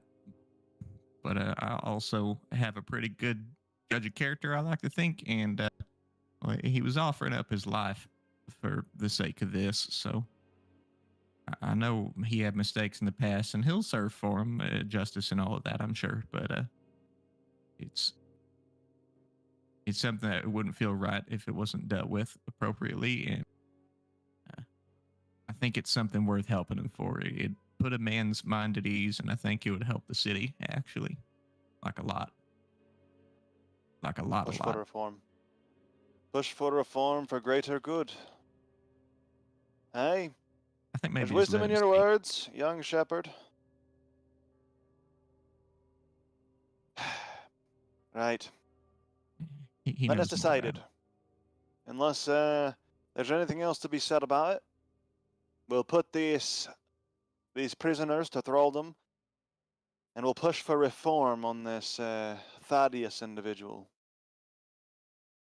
Does that sound reasonable to the council, including our guest council? You were always so reasonable, Grom. He smiles. This is why I'm always happy to take your jobs over other people's. And don't think I've forgotten about you. I haven't seen so many of you around here for some time. So I understand, if you don't recognize the village in its current state, but please explore the town in your own time, I promise. Despite our troubles, it's still a beautiful place, and we still have just as many great places as you might remember from when you were younger. Still Though home. you look like you've barely changed a day.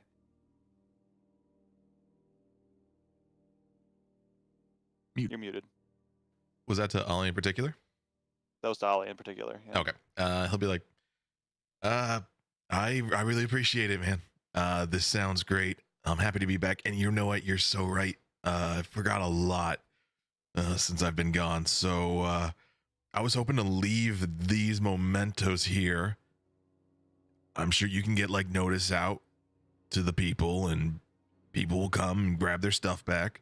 But no, otherwise I'm gonna be okay. I'm at the Skyward Saloon, these days. So catch me down there. He puts his hand up kind of like counselorly, and he says, and he looks at the mementos he presented. These are valuable. You could sell these for coin, and you would just present them over to me for what reason? Ollie looks into the bag and he looks up at Grom. He's like, Grom, it's people's stuff. And they're not ours. We're not bandits. Nods. Oh, it warms me heart to see the young folk take such care for their community. Also, I took all Counselor. the bandit stuff, and I'm gonna hawk that. Good idea. Counselor. And he kind of like motions to the counselor. And then the other counselor comes up with another chest. It's a smaller one. And he opens it. And it has a small, or it has like a ruby about the size of, about this yay big. About this big, about this wide. It's worth about probably an additional 75 gold. And you can add that to your inventory because he gives that to you specifically, Ollie. He's gonna just kind of like drop the mementos, but he's gonna catch it real quick and be like, "Ooh, thank you," and in exchange, He nods. Keep up the good work, and I promise you, more rewards will come. So, I'm sure you have a lot of business to look into. Feel free now to explore the town on your own. I'll have my guard take care of the prisoners, and they'll be here, or they'll be at the watchtower when you want to talk to them again. Was that 350 divided by 3 for the 350 gold that we just got? I'm assuming. It's a lot easier to split it into two 117s and then one 116. So Dane will take 116, and then he'll give both of you 117. That splits it even. Not having to pinch coppers. He doesn't give a shit. So 117 for both of you, 116 for Dane.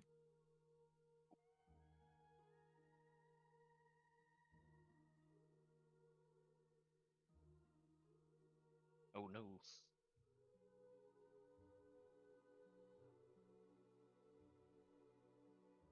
With that, the elder stands up from his throne and stretches. Oh, well, that's a lot of counsel for today. And he dismisses his counselors and he says to you, that'll be enough talking, enough counseling, all that good stuff. I'm gonna go probably over to the Skyward Saloon and have a brew. It's been a long day of counseling, and it's about time to knock off 7:30, late night. But I really wanted to wait for you to get here.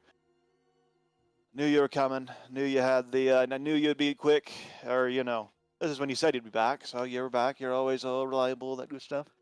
Appreciate your confidence. Of course, you've earned it. Oh, guys, real quick huddle. Yeah.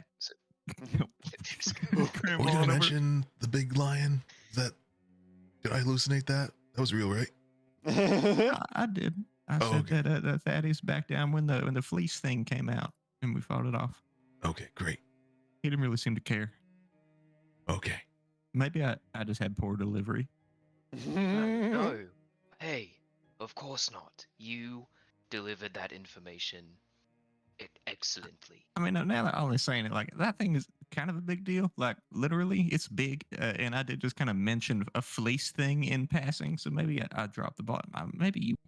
He seems amenable to you. Okay. I like that. That's my new word, amenable. Break. Okay, break. Yeah, Grum, I just don't mean to stress it, but there was a big lion that attacked us. You heard about this? Right, Anybody? This news? Right, but yeah, Dane was saying that, but you know how he is. He's always saying big things about crazy things that he fights and all that. Oh, So I didn't really put too much stock into it. Holler. Right. Like the size of, those kind of things. That's the kinds of things he says. If because if I can... Ollie got hit, he's just gonna be like, he's gonna show the tatters on his clothes and be like, it's about yay big paw. Big. All right, Quite large. lion's got big sharp claws. I bet they could tear up some mean clothes.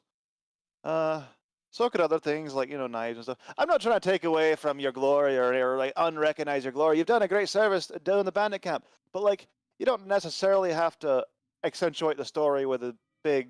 You've done enough work, lads. That's all I wanted you to know. Doing the bandit camp's enough. You know what, Grum? I love you. You're chill.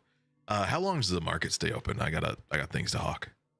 Oh, the market, you'll be good for well into the night. And in fact, they set up a special little night market sometimes for, special foods and other sorts of goods that are good for the night. Well, I'll tell you what. I just came into some money, so I'll meet you at the saloon. First round's on me. Second round's on you. All right. See you there. Wait, now hold on. Ollie actually has a good point. I mentioned the thing attacking us and it's fighting it and it ran off, but it wasn't really trying to come to us to a fight. It was trying to eat the bandits that were knocked out. It seemed pretty, we let it get away. Probably a bad idea in hindsight, but it's hungry and it's real big and dangerous. It's down by the what's it called? The Pipe River. Dane knows. Matt doesn't know, but it's down there where this camp was. So it might just be worth, I don't know, sending a patrol down there to check it out, or at least warn people not to go because it's hungry and it's, like I said, it's the size of a holler. It's big. Make a persuasion check, because he's a little dubious of your claims, just because it not from he doesn't respect you, but well, it's a little bit like that. He doesn't respect you to the degree that he doesn't. He has a little bit of a perception on you, as a lot of people do, where he's like, you couldn't do that much. You couldn't get that much accomplished. But he believes in your ability to take on a bandit camp every day. It's well within it. But slaying a giant magic lion is Can I make or this fucking with that? like a retroactive me helping Ollie? Because I'm just kind of pushing Ollie's points. Sure. Go ahead and make another check, Ollie. Okay, persuasion. Yep. Is this me helping him? Nice. Okay. Impressive. So he looks and he just, you're funny. Anyways, look, there are real threats to focus on. we really need to pay attention to here, all right? We got to focus on these bandits, focus on these goblins, and the monsters, you know, they're out there, trust me, but when you find a real one, you'll know. Oh, all right. I guess we'll. Right. It's not a problem. We'll deal with it. It's kind of our fault it got away. I'm sure you will, Ollie. I mean, not Ollie, sorry. I don't know why I keep saying Ollie. Dane. I want to say Ogden, I think, is what I want to do, but then I like go and then I go Ollie. Augie. Well, maybe I shouldn't do that. But, you know. Call me Oog. Call me Oog. So, anyways, off to the saloon. I'll see you lads later. Feel free to let yourself out of the tower. You know the way. And then he heads out, and like his, a few of his guards stay in the tower, just kind of be there. But then he does depart. The guards that he set in motion are kind of doing their thing. They're gonna go and get the prisoners, set them all up, get that taken to the watchtower. If you're all good with that, and if you guys check off on that, that's where they'll be. They'll be there for you to check up on later. All right. Well, I guess we will deal with this one like all the other ones. One of these days, they'll believe us. Also, you're muted. Fuck. Do we have Thaddeus here still? If you want to, yeah. Okay. Hey Thaddeus, just a question. When you were scrying, did you see anything familiar around your family? Do you recognize anything about where they were? Any landmarks? Anything of note?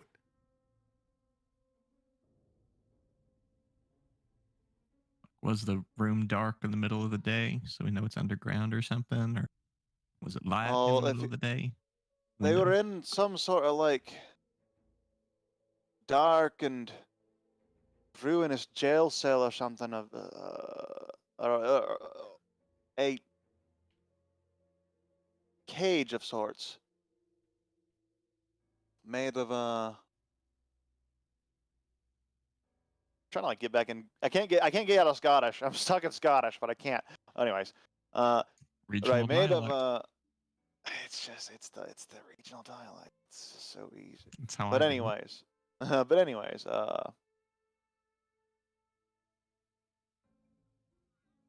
they are. I believe they are.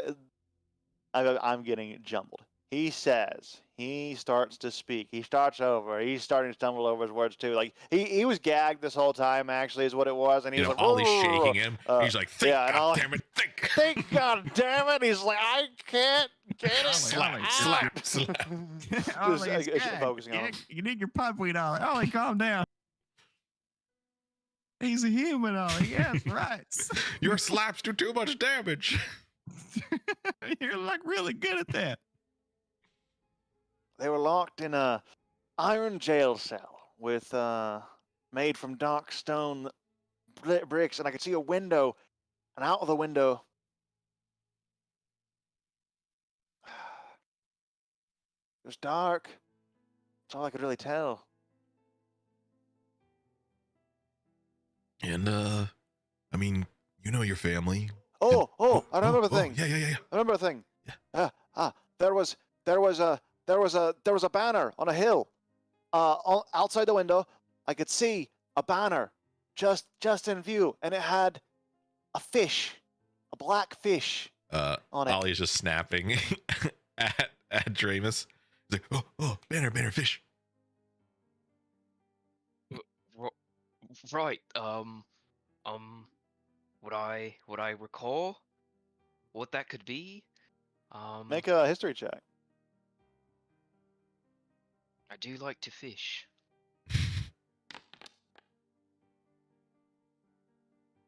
You're not sure the exact details, but you vaguely remember something about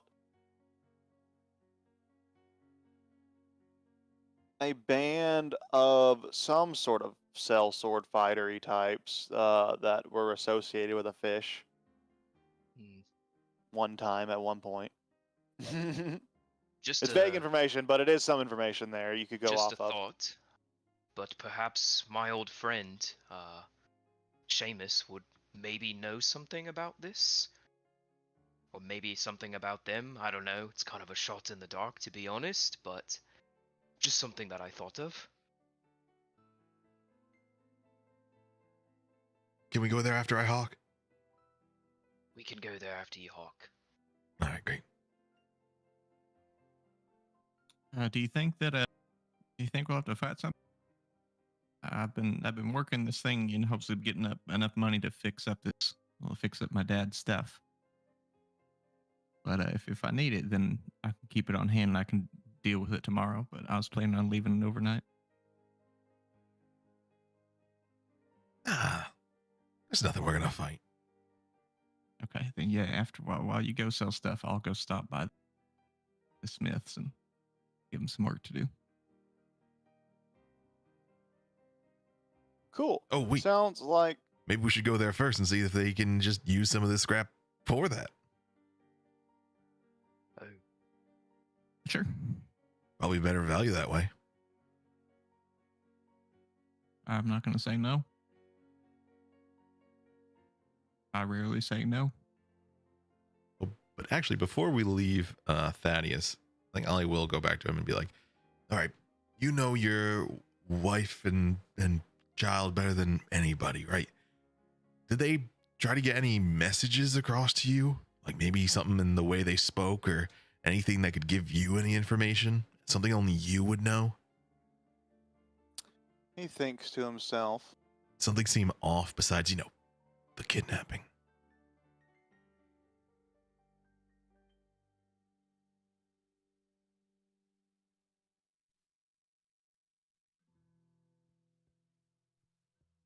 My wife, she looked harmed. She looked hurt. Thankfully, my boy was fine.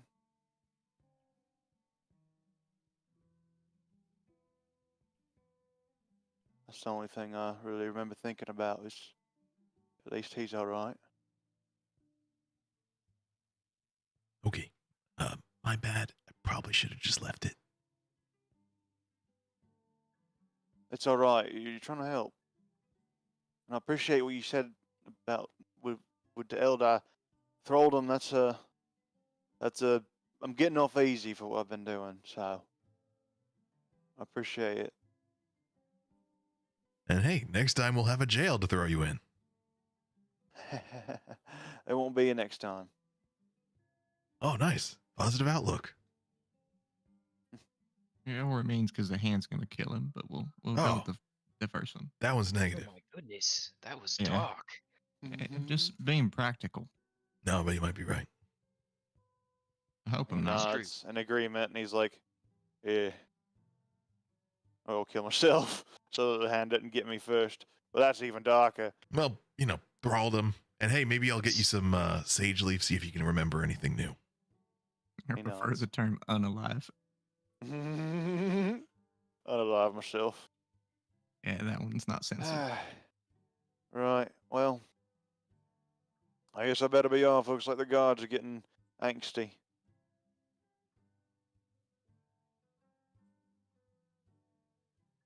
All right. Have fun. And yeah, he starts to go, and we're gonna go ahead and take a only took a 10-minute break before, so we take one more break here because we wrap up at 12, right? Yeah, 8. We start, so we wrap up at 12, 4 hours. Cool. So we will take a 10-minute break here, get back here right at 11, and then we'll knock out this last hour and see how much we get done. Excited. See you guys in a bit.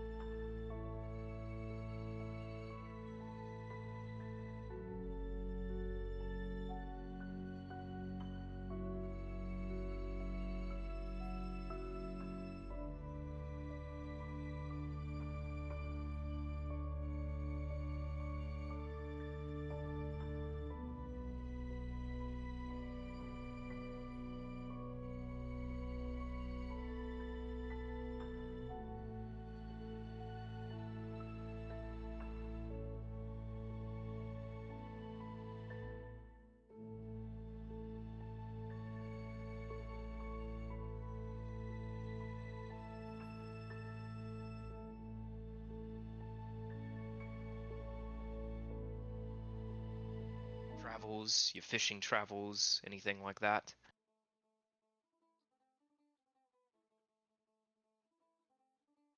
There was this witch that came to town. She asked me to catch her a special kind of fish. She had this little patch on her shoulder. It had a little fishy on it, and she wanted like a fish. She said that the fish she needed the eyes for to make some sort of potion. If I remember right.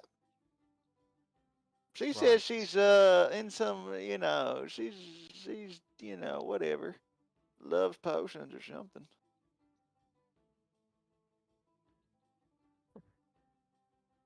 Right. Did she say where she was from? Did she give you a name? Anything like that?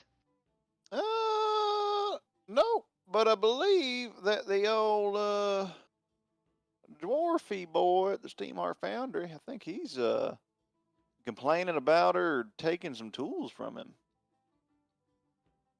So was she staying in town for a while? Does she come here often? She was or is- she was sawn seen a little bit around town, a little bit here and there, but at the end of the day, we didn't really like trust her. We don't really like, we're dubious outsiders. So a lot of them come through here with the adventuring and all of them after that, Staff of Chaos. Everybody wants to get their hand on Staff of Chaos, control the fabric of the reality. I just don't understand it. Why don't they get themselves a fishing rod and control their own destinies by just simply catching some fish, taking it to the old bazaar, and getting a real income, living a wage, and buying yourself a nice little, beautiful view over the Mistflow River in a mill, perhaps? What was your question? Right. So just so we're on the same page here, you have a witch fish emblem. She stole from Steamheart Foundry. Yeah, the dwarf over there. He came by when he was buying some fish, and he said, "Them tools, he can't do no work. Not the good kind of work, at least, and the kind of work he needs to do." You're Well, muted. Oh, I don't know if you're Hmm. talking. No, sorry. Okay, cool. well, right. He's gonna look over to the other two. Just huddle up. real quick. All right, I'll just wait here. All right. So, I mean, it's kind of a lead, something to go off of. I don't know. What are you guys feeling? I think this witch cursed his fish. What? That's why he's not catching him so good. That's interesting. I'm not even going to try to understand what that even means.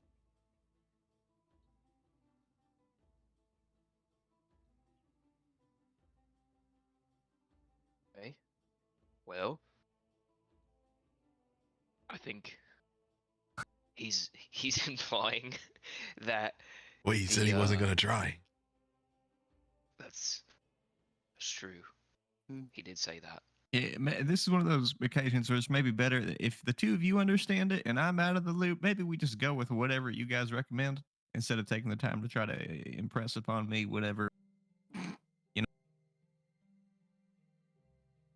Well, I still think this guy wants help with this witch, and someone else wants help at the foundry. Well, sounds like this witch could have something to do with our good friend Thaddeus's family and where they're being kept. And seeing as how our goal as of late is just to help the village in whatever way we can, sounds like pursuing this witch is almost a two birds with one stone kind of situation. Okay, you did like totally lose me on the connection to Thaddeus, though. You see? Not just me. So Thaddeus, he mentioned he remembered seeing a banner, right? Uh-huh. Yeah, with a fish on He it. said the banner had a fish on it. Right. While we're here. Right. And he mentioned, Seamus mentioned that the witch Uh-huh. in question Yeah. had a fish emblem on her adornments. Is it the same kind of fish? I feel like a fish is not an uncommon type of thing to use for something. Like I swear there's a ship or something with a fish on the sails. I mean, that's possible, but do you have any other better suggestions? I don't know. Ask him. Do you I want to go guess we chop didn't some really have wood? Thaddeus describe the fish. That's fair. I mean, we could look like just for someone that knows heraldry better. I mean, surely this guy just knows fish, right? He doesn't know heraldry. He does kind of only know fish. That's a Mm-hmm, solid point. I know someone who might know about heraldry, and it's the village elder. It was all pointing back to the saloon the whole time. Which is conveniently just across the street. You can see Yeah, from the that one. balcony. Did somebody mention the saloon? Oh, I could go for a drink now that you mention it. Yeah, we're about to go. What'd you call it? Schmammered. Well, First round's on I'm gonna us, take second round's on the elder, third round's on you. I'm going to take a little bit of a nap. I'm going to take another 20 minutes, a little wing seats, and then I'll join you fellas down there in my finest suit, which is what I'm wearing. I think that's just fine. All right. Well, it's kind of nice out here. I think I'm just going to sit down here on the stair at the doorwell and just conk out a little bit. Oh, well, at least let us pass first. Good night, Mr. Oh. Hillybrook. Oh yeah. Here you go. Come on, let me get by. There you go. See you in the morning. You Oh, too. boy. Or 20 minutes. I'm sure I'll wake up in time. Don't you worry, young whippersnapper. And he's See you out. when I see you. He is the nicest. You're right. I wish I could do that. Just sleep whenever, wherever. What's I need like stopping a you? bedroll or something to have like a comfortable sleep, or else I just don't really feel like I've rejuvenated at all. Okay, that's what's stopping you. Gotcha. Thanks for the elaboration. Comes from a life of sleeping in a bed as a kid.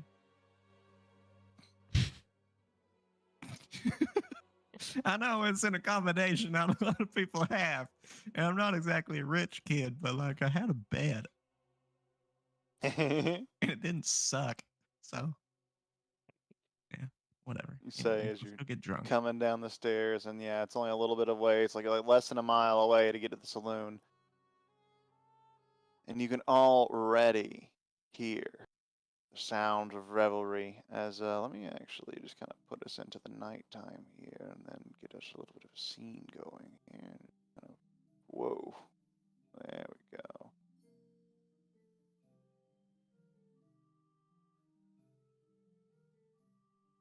So as you enter inside, you see the interior is a two-story building constructed mostly of wood and stone, and the remaining parts of the airship that have kind of been repurposed to be various rooms or side areas and themed areas. It's very fun. The first floor houses the main bar, which is made of polished oak, and the walls are adorned with various hunting trophies such as deer antlers, boar tusks, and some even more exotic magical creatures, like you see a drake head on the wall as well. The atmosphere is lively and welcoming. A mixture of locals and travelers of all kinds are enjoying their drinks and meals. Upstairs, you see, actually, private rooms are available for rent, which are furnished with comfortable beds and basic amenities for weary travelers. The entire place is illuminated by flickering oil lanterns hanging from the ceiling, casting a warm and cozy glow through the saloon. The barkeeper is a tall and muscular half-elf named Finn. He's him to be always ready to serve customers with a smile and a witty remark. Finn is currently talking to the village elder.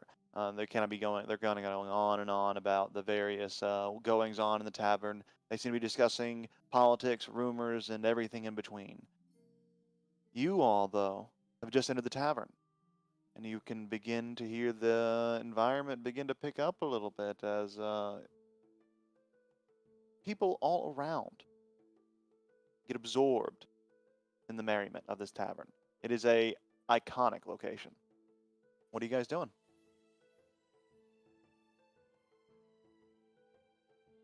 All right, I'm gonna go mingle with my people. I feel at home in these places.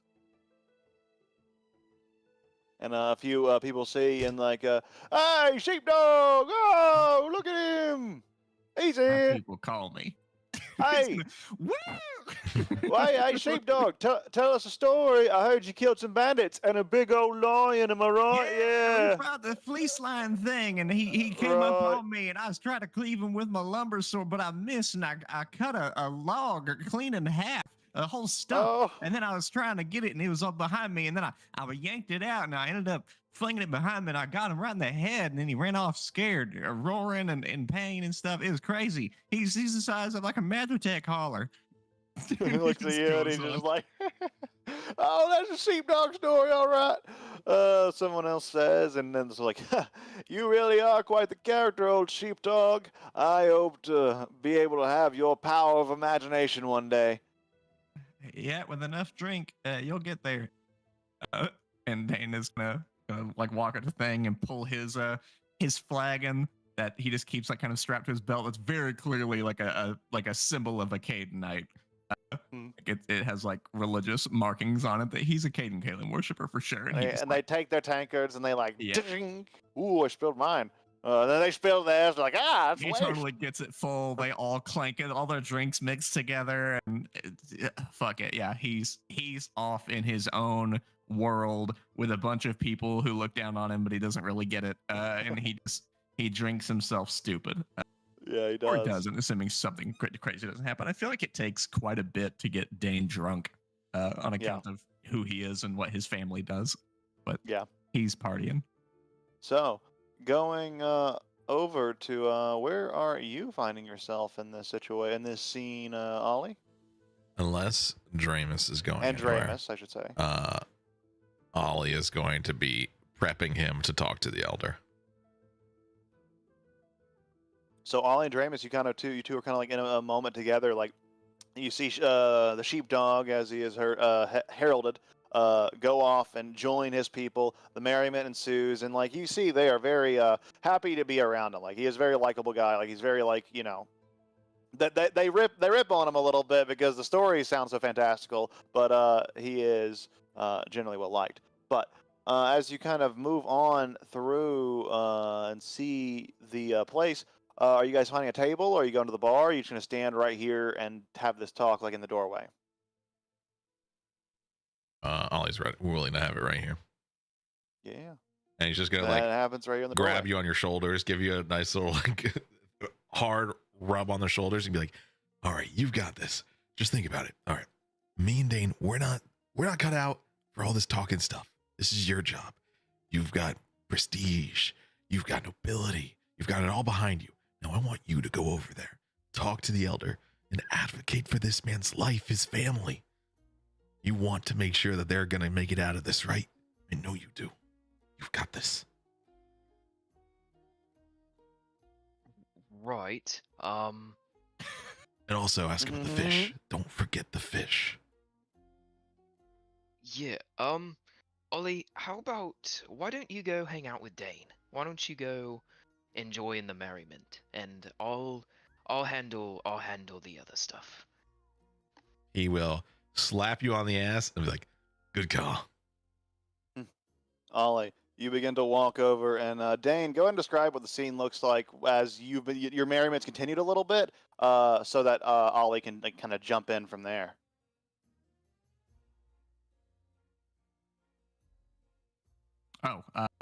Yeah, he has like gone up to the thing. He has like placed like a gold piece or whatever on the thing as just like a keep it coming type deal. Yeah, on the counters, like boom. Yeah. In fact, actually, he got paid. I think he's. I'm actually going to slap down like 5 gold coins and kind of. I feel like Dane has found like. This is a pretty popular tavern, but I feel like he's found the group of like other Canaanites that like they're Canaanites because it's like, oh yeah, I'm just doing religious stuff when they're just there to get turned like every day, like all the alcoholics. But he's kind of found his people, and he slaps on the 5 gold, and it's to buy anyone with a Caden thing. They know All the your Caden they know knights, your they and know they your know. choice of drink. What's your choice of drink? Ogden 1.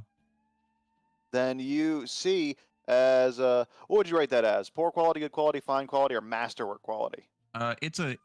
I would say it's between like a good and fine quality. The point of it is that it's like a satisfying wine that is affordable. So like good. It's not like cheap shit. And it's Gotcha. definitely not like fine wine. It's like your good like workers wine. It's probably better than you would expect for the price.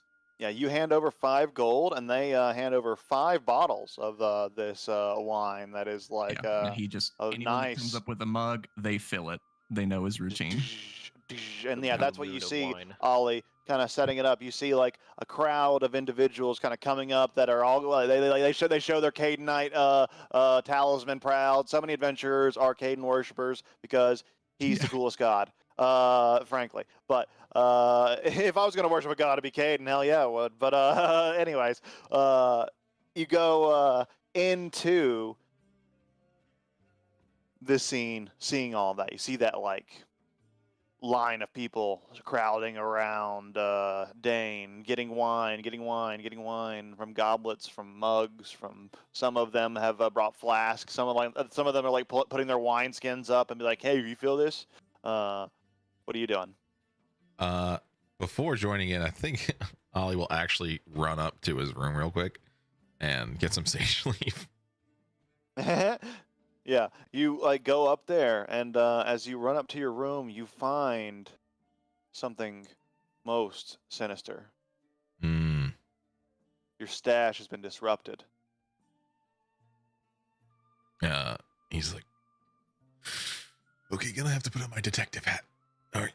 And he's gonna look for clues, but it's just probably a little bit of a mess in there. I'm sure it's been cleaned a little bit more recently, but it's still probably messy in there. So after probably like a minute of searching, he's gonna be like, it was a clean getaway.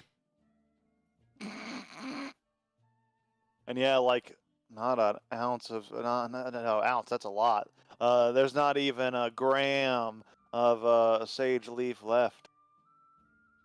He's going to just Enough to like get you a little, just enough to like you could consume this last little bit, just like get you somewhere, but it wouldn't be enough to like receive the mechanical benefit. But it'd be enough to set you at ease. he'll save it. Yeah, he takes that little nug, a sage leaf, And he'll just it'll hold bring it you in that his hand and be wisdom. like, I guess it's just beer tonight. And then he's gonna go downstairs and get drunk. And that. And like kind of coming back, you see just a little bit of a dour look on the face of Ollie Dane as he comes up to you, and you have your wine bottles. You're just kind of like double fisting wine bottles around. You're just going crazy down at the bottom of the bar. Just but Hey, as Ollie, you and I just fucking just toss a bottle at him across the room. and a bottle comes and you catch it because of course we're all just catching things here. You just. That's true. And you got it's about half. This one's about half full, or half empty, depending on your view of life. I think Always half full to a Cade night. Yeah. Ollie is probably not the biggest drinker, except when he doesn't have sage weed. So I think you could probably immediately tell what the deal is when he just turns it upside down and starts drinking. Yeah. And he Withdraw. just gets everyone to cheer while Ollie's just fucking just turning it upside down. Yeah, he is the chug against the group. This full frat party. He gives up this after like 2 chugs. He's like, Dane has completely forgotten that we're here for a reason. He's worshiping.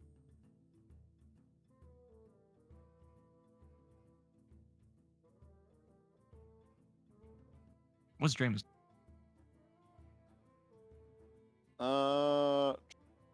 Dramus. So, as you kind of see this situation kind of unfold, are you doing anything to prepare, or make any like momentary preparations, or like kind of anything you want to do before you go and talk to the village elder? Well, I mean, obviously he's gonna kind of be eyeing, Dane and all the festivities taking place and everything like that. And he's kind of gonna, he's got his hand on his little messenger type bag thing, and he's gonna loosen it a little bit, grab his collar, and kind of like adjust it a little bit, kind of, and he's as much as I kind of like to think, it's like he's trying to do the whole noble thing, but like deep down it's not really working. So as he's watching everything and kind of watching Dane in his natural element, watching Ollie joining in and everything, he kind of just lets like a little smirk go, like he's just like happy to be here. Welcome home. Yeah. Glad to see they haven't changed at all. Right then, I suppose I have to be the responsible one. No surprises there. And so after he adjusts his collar, he's kind of gonna put his fingers on the rims of his glasses, kind of adjust those a little bit, kind of get those ready to go, and then he's gonna. I'm assuming the elder is kind of like sitting at the like bar itself. He's at the bar, yeah. He's kind of away from you guys. So he's gonna go ahead and walk over to him and kind of just take the empty seat next to him if there is one, and kind of just look over to him and. Got room for one more? Aye, of course, lad. Got yourself a drink or need another? That's a trick question. Yes to both. Right. And he I hands you a flagon full of dwarven mead. Drink up. Kind of take it. And he's You kind of. see, he's already sloshed. He's already like kind of like bumping back and forth. He's gonna kind of like. Actually, what he's gonna do is he's gonna kind of push it over to the side, but because he has the feeling this is probably gonna be one of those things where if he doesn't drink, it's gonna be kind of frowned upon or whatever. During the conversation when they're not looking, he's gonna kind of just create an effect.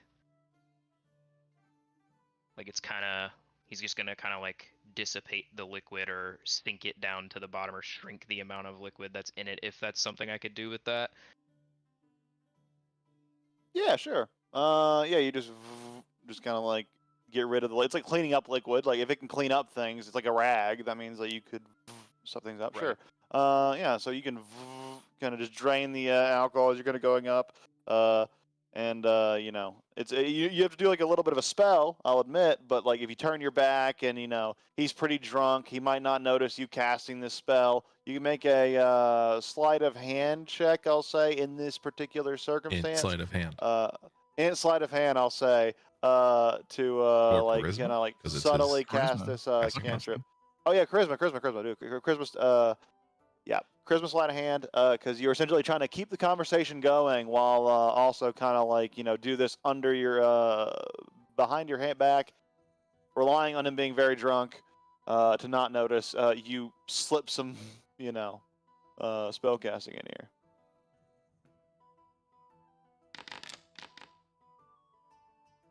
So, many of the other patrons kind of look at you surprised for a moment, seeing you cast a spell because it creates like a visual flare of light behind you. But you've gotten the dwarf kind of on a spiel a little bit. He's starting to like talk, and he's kind of going on. He's like, you're right. I do have many stories from my younger days.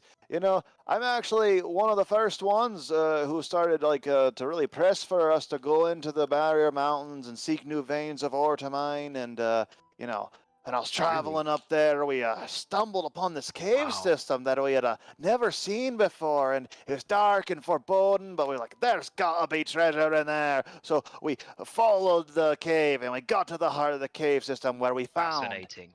a vein of massive gold ore, bigger than any you've ever seen in your entire life. It was a treasure Whoa. trove, but just before our joy was realized, we suddenly heard a rumbling sound come from deep within the cave.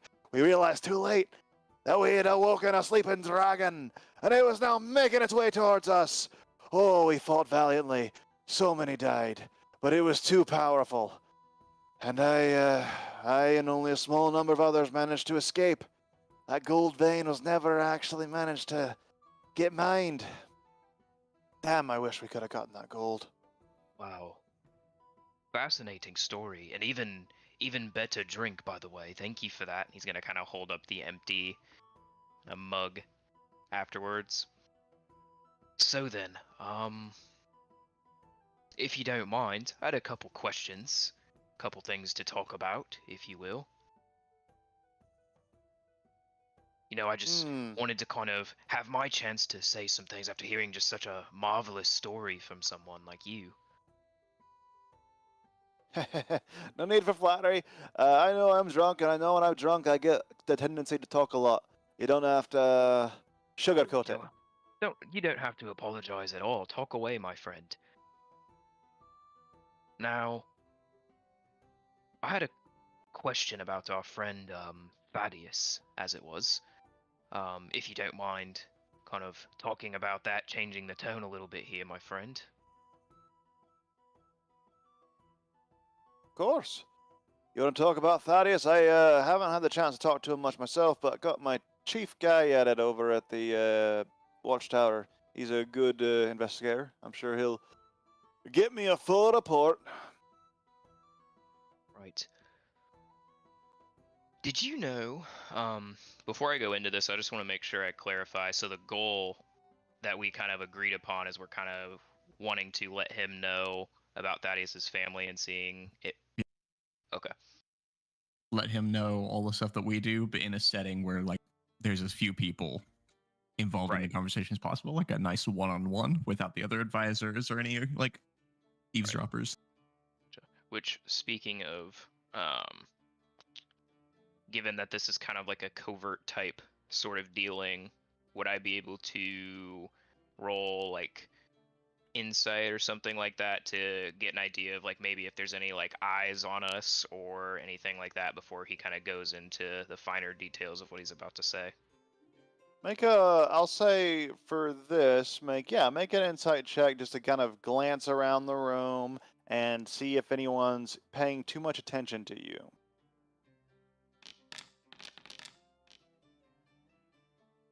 You look around, no one seems to be paying you any more mind than you would expect.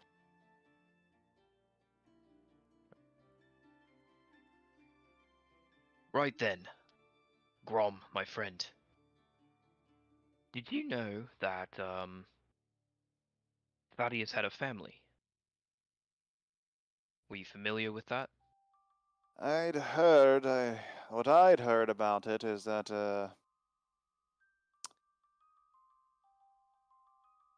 well, from what I understand, his family was never seen after he turned to, after his, turned to life of crime. I assumed he had hidden them somewhere to fund his bandit organization, or, to live a double life, as it were, get the advantage of civilization while also playing with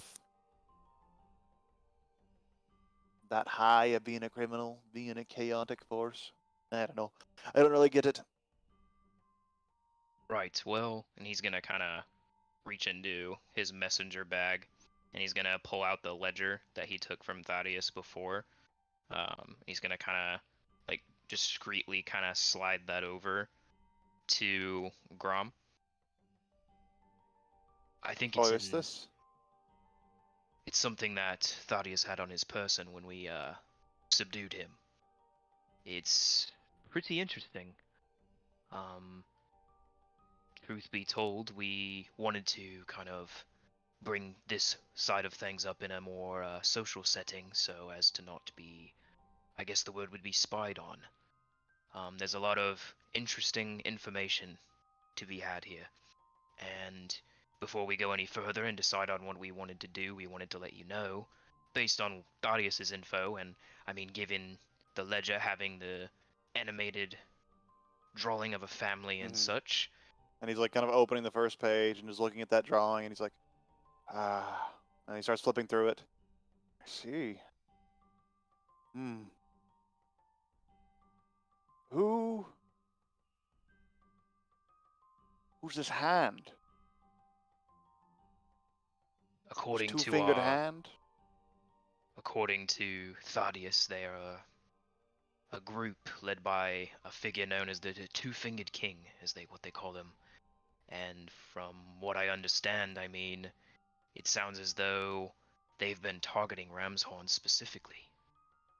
whether that be to compete with us, to be a detriment to us. We don't know their real goal for sure. And again, I mean, this could all just be God. speculation. This is just what he's You been think? telling us. No, it's starting to make sense. I mean, we've been plagued so much by all these fucking bandits, and we have no fucking clue where they're coming from. They're springing up like nobody's business. They just keep coming up, coming up, coming up. And you know, I mean, the sheepdog knows the most. He's been fucking going after them the most. He's been fucking taking them out one by one, but every time he hits one, another one comes up. It's just a never-ending cycle, and we couldn't figure out why. I think what has me the most concerned is he seemed hesitant to come back to the village with us. Worried that there's, or less worried and more confident that people here from the group would recognize him or know of him and know that he had been captured. And given the fact that his family, according to him, is being held captive by this group with a fish as a banner, if that rings a bell to you at all? Is that something you're familiar with? Aye. Sadly, it is.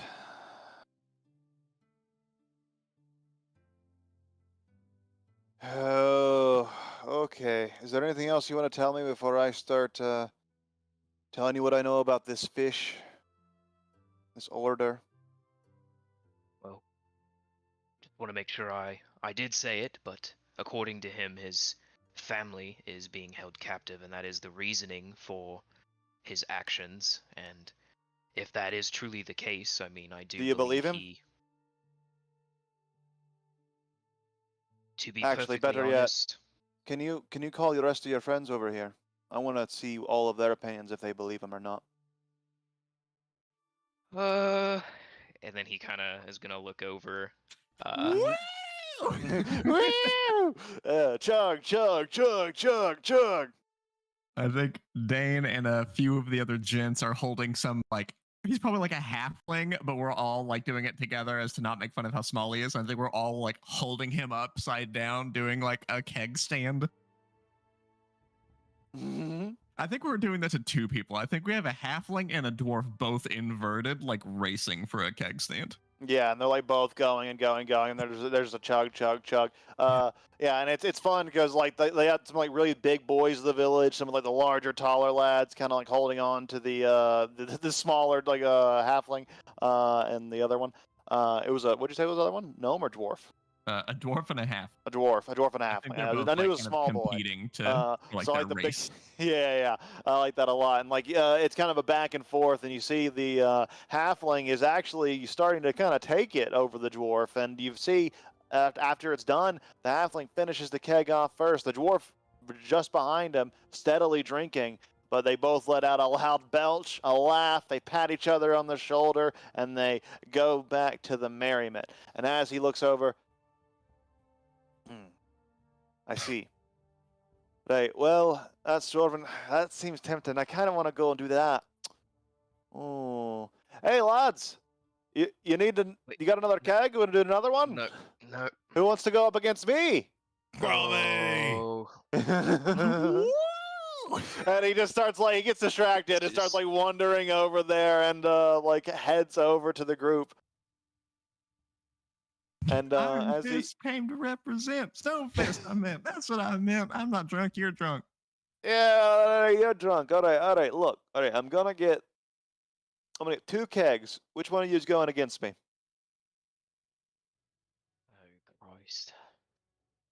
Well, I mean, if no one else is Ollie gonna just step up, puts his hands right on Dane's shoulders now, and he gives you the same arm rub. He's like, "You got this even more than Dramus had it. I believe in you more than I believed in anybody. You can beat the elder. It ain't even a thing. You're just gonna be another one of the sheepdog stories. Listen, you took on a lion. You have the heart of the lion inside of you. You can take on the lion. You yeah. can take on this old man." He ain't a K Knight like me. He looks at his belly and he's like, "Oh, hey, not as sturdy or not as strong as I used to be, but just as sturdy. I think I'll take you on and then some, lad. Come on then, bring us the kegs. And you see the dwarves, the dwarvish, or the half-elf, the big muscular half-elf bartender Finn. He's like, hey, all right. And he kind of throws 2 kegs, one over each shoulder, and he just slams them down in front of you. And then he kind of attaches taps, funnels that kind of just let you just hose these right into your mouth. And it's like it's actually a Magitech kind of device that allows it to like pump even faster and smoother than it normally would, and it makes the beer even taste. It makes the beer cold on its own while it comes out. These kegs don't need to be refrigerated because the tap can do it for them. The juice starts to flow, and as you guys begin to do this drinking competition between you and this and the village elder, I need you to make a Constitution saving throw. Made for Dramus is just kind of sitting where he was. He's got one leg crossed over the other. Definitely looks out of place as everyone else is just sloshed and having a great time, and he's just kind of sitting there, kind of pensive, just watching as it unfolds. And Woo! yeah. Woo! Yeah, you look, and like he holds it down, but you manage to just take it out. You go the extra mile, and you slurp that down, and he lets out a large belch. He's like, oh, lad, I'm not as young as I used to be. I can't believe a little shit like you beat me. I want to out-belch him. And you do, and just, and he's like, oh, all right. And the crowd goes wild, like drowning out anything he was saying, and it's just like, sheepdog, sheepdog, sheepdog. Hoo, hoo, hoo, hoo, hoo. He starts barking for the group. And bouncing a little bit, yeah. Yeah. I forget what I'm doing this for, but this is fun. And he's like, hey, it was, all right. He wanted to talk to us about some things, but I said I wanted to get drunk, so I was already drunk at the bar, but it'd get a little more over here. So, Wise choice. do you want to go talk to Seller? You know, that one. I should probably slow her Old down. Dramus. So. Is that what they call him?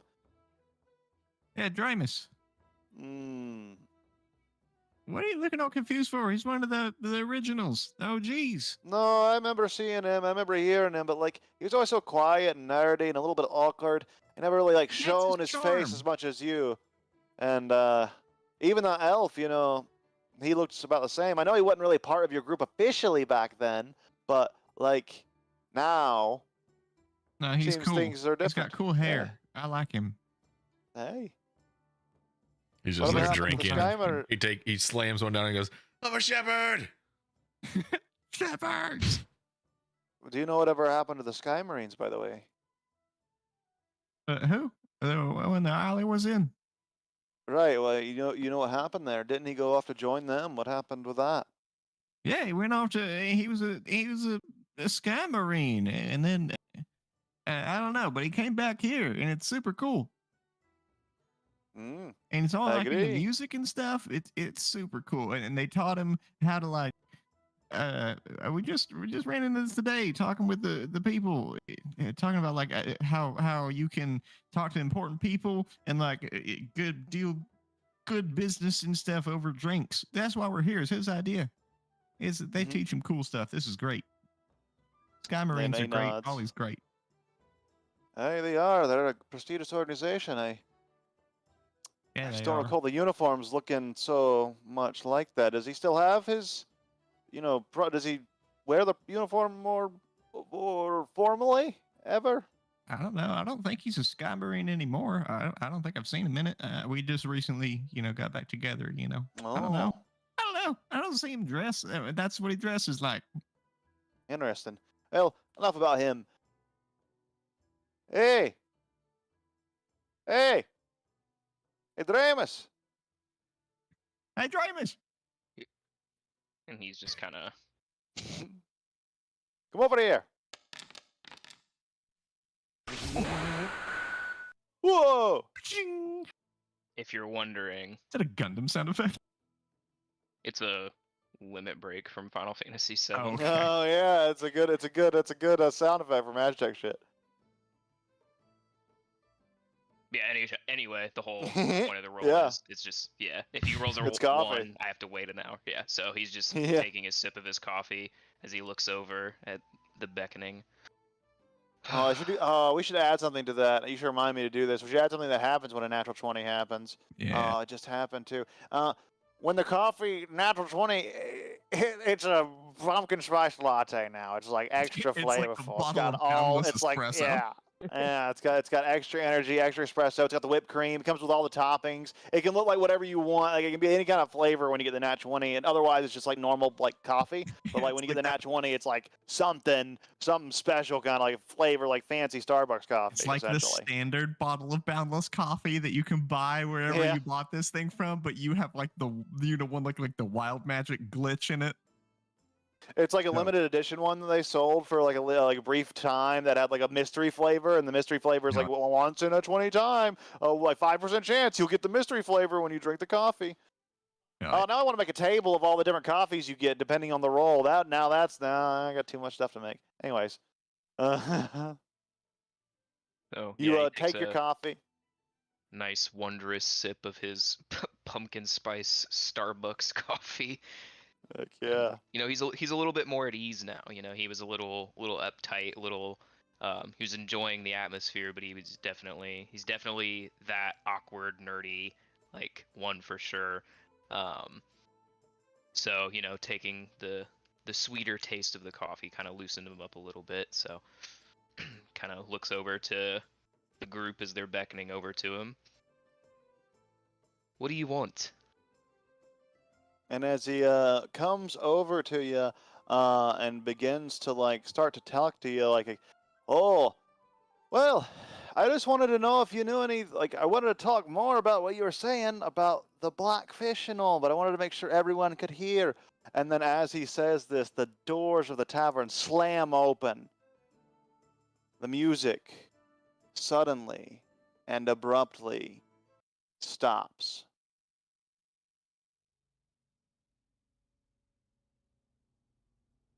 Four knights. They look like knights at least, wearing like partially heavy armor and like partially mix of heavy armor, medium armor, and like but the commonality is they're all wearing hooded hoods. Hooded hoods, black hoods that hooded cloaks. That's the word I'm looking for. Hooded cloaks that are like draping over their body. Their cloaks are dark black. They look around. Their eyes lock on the three of you, and in that moment, you see they begin to draw their blade, and as they do, a glint of a symbol comes into view off their shoulders. A little symbol of a black fish right there. But that is where we'll end our session for now, as it's right at our time. Hanger. Yeah, it's perfect timing because it's right at our time, right at our end of the game. I want to make sure we got here before midnight, and we did. So, very cool. But yeah, let me just get us to the cleanup stage. So, any thoughts? Hi.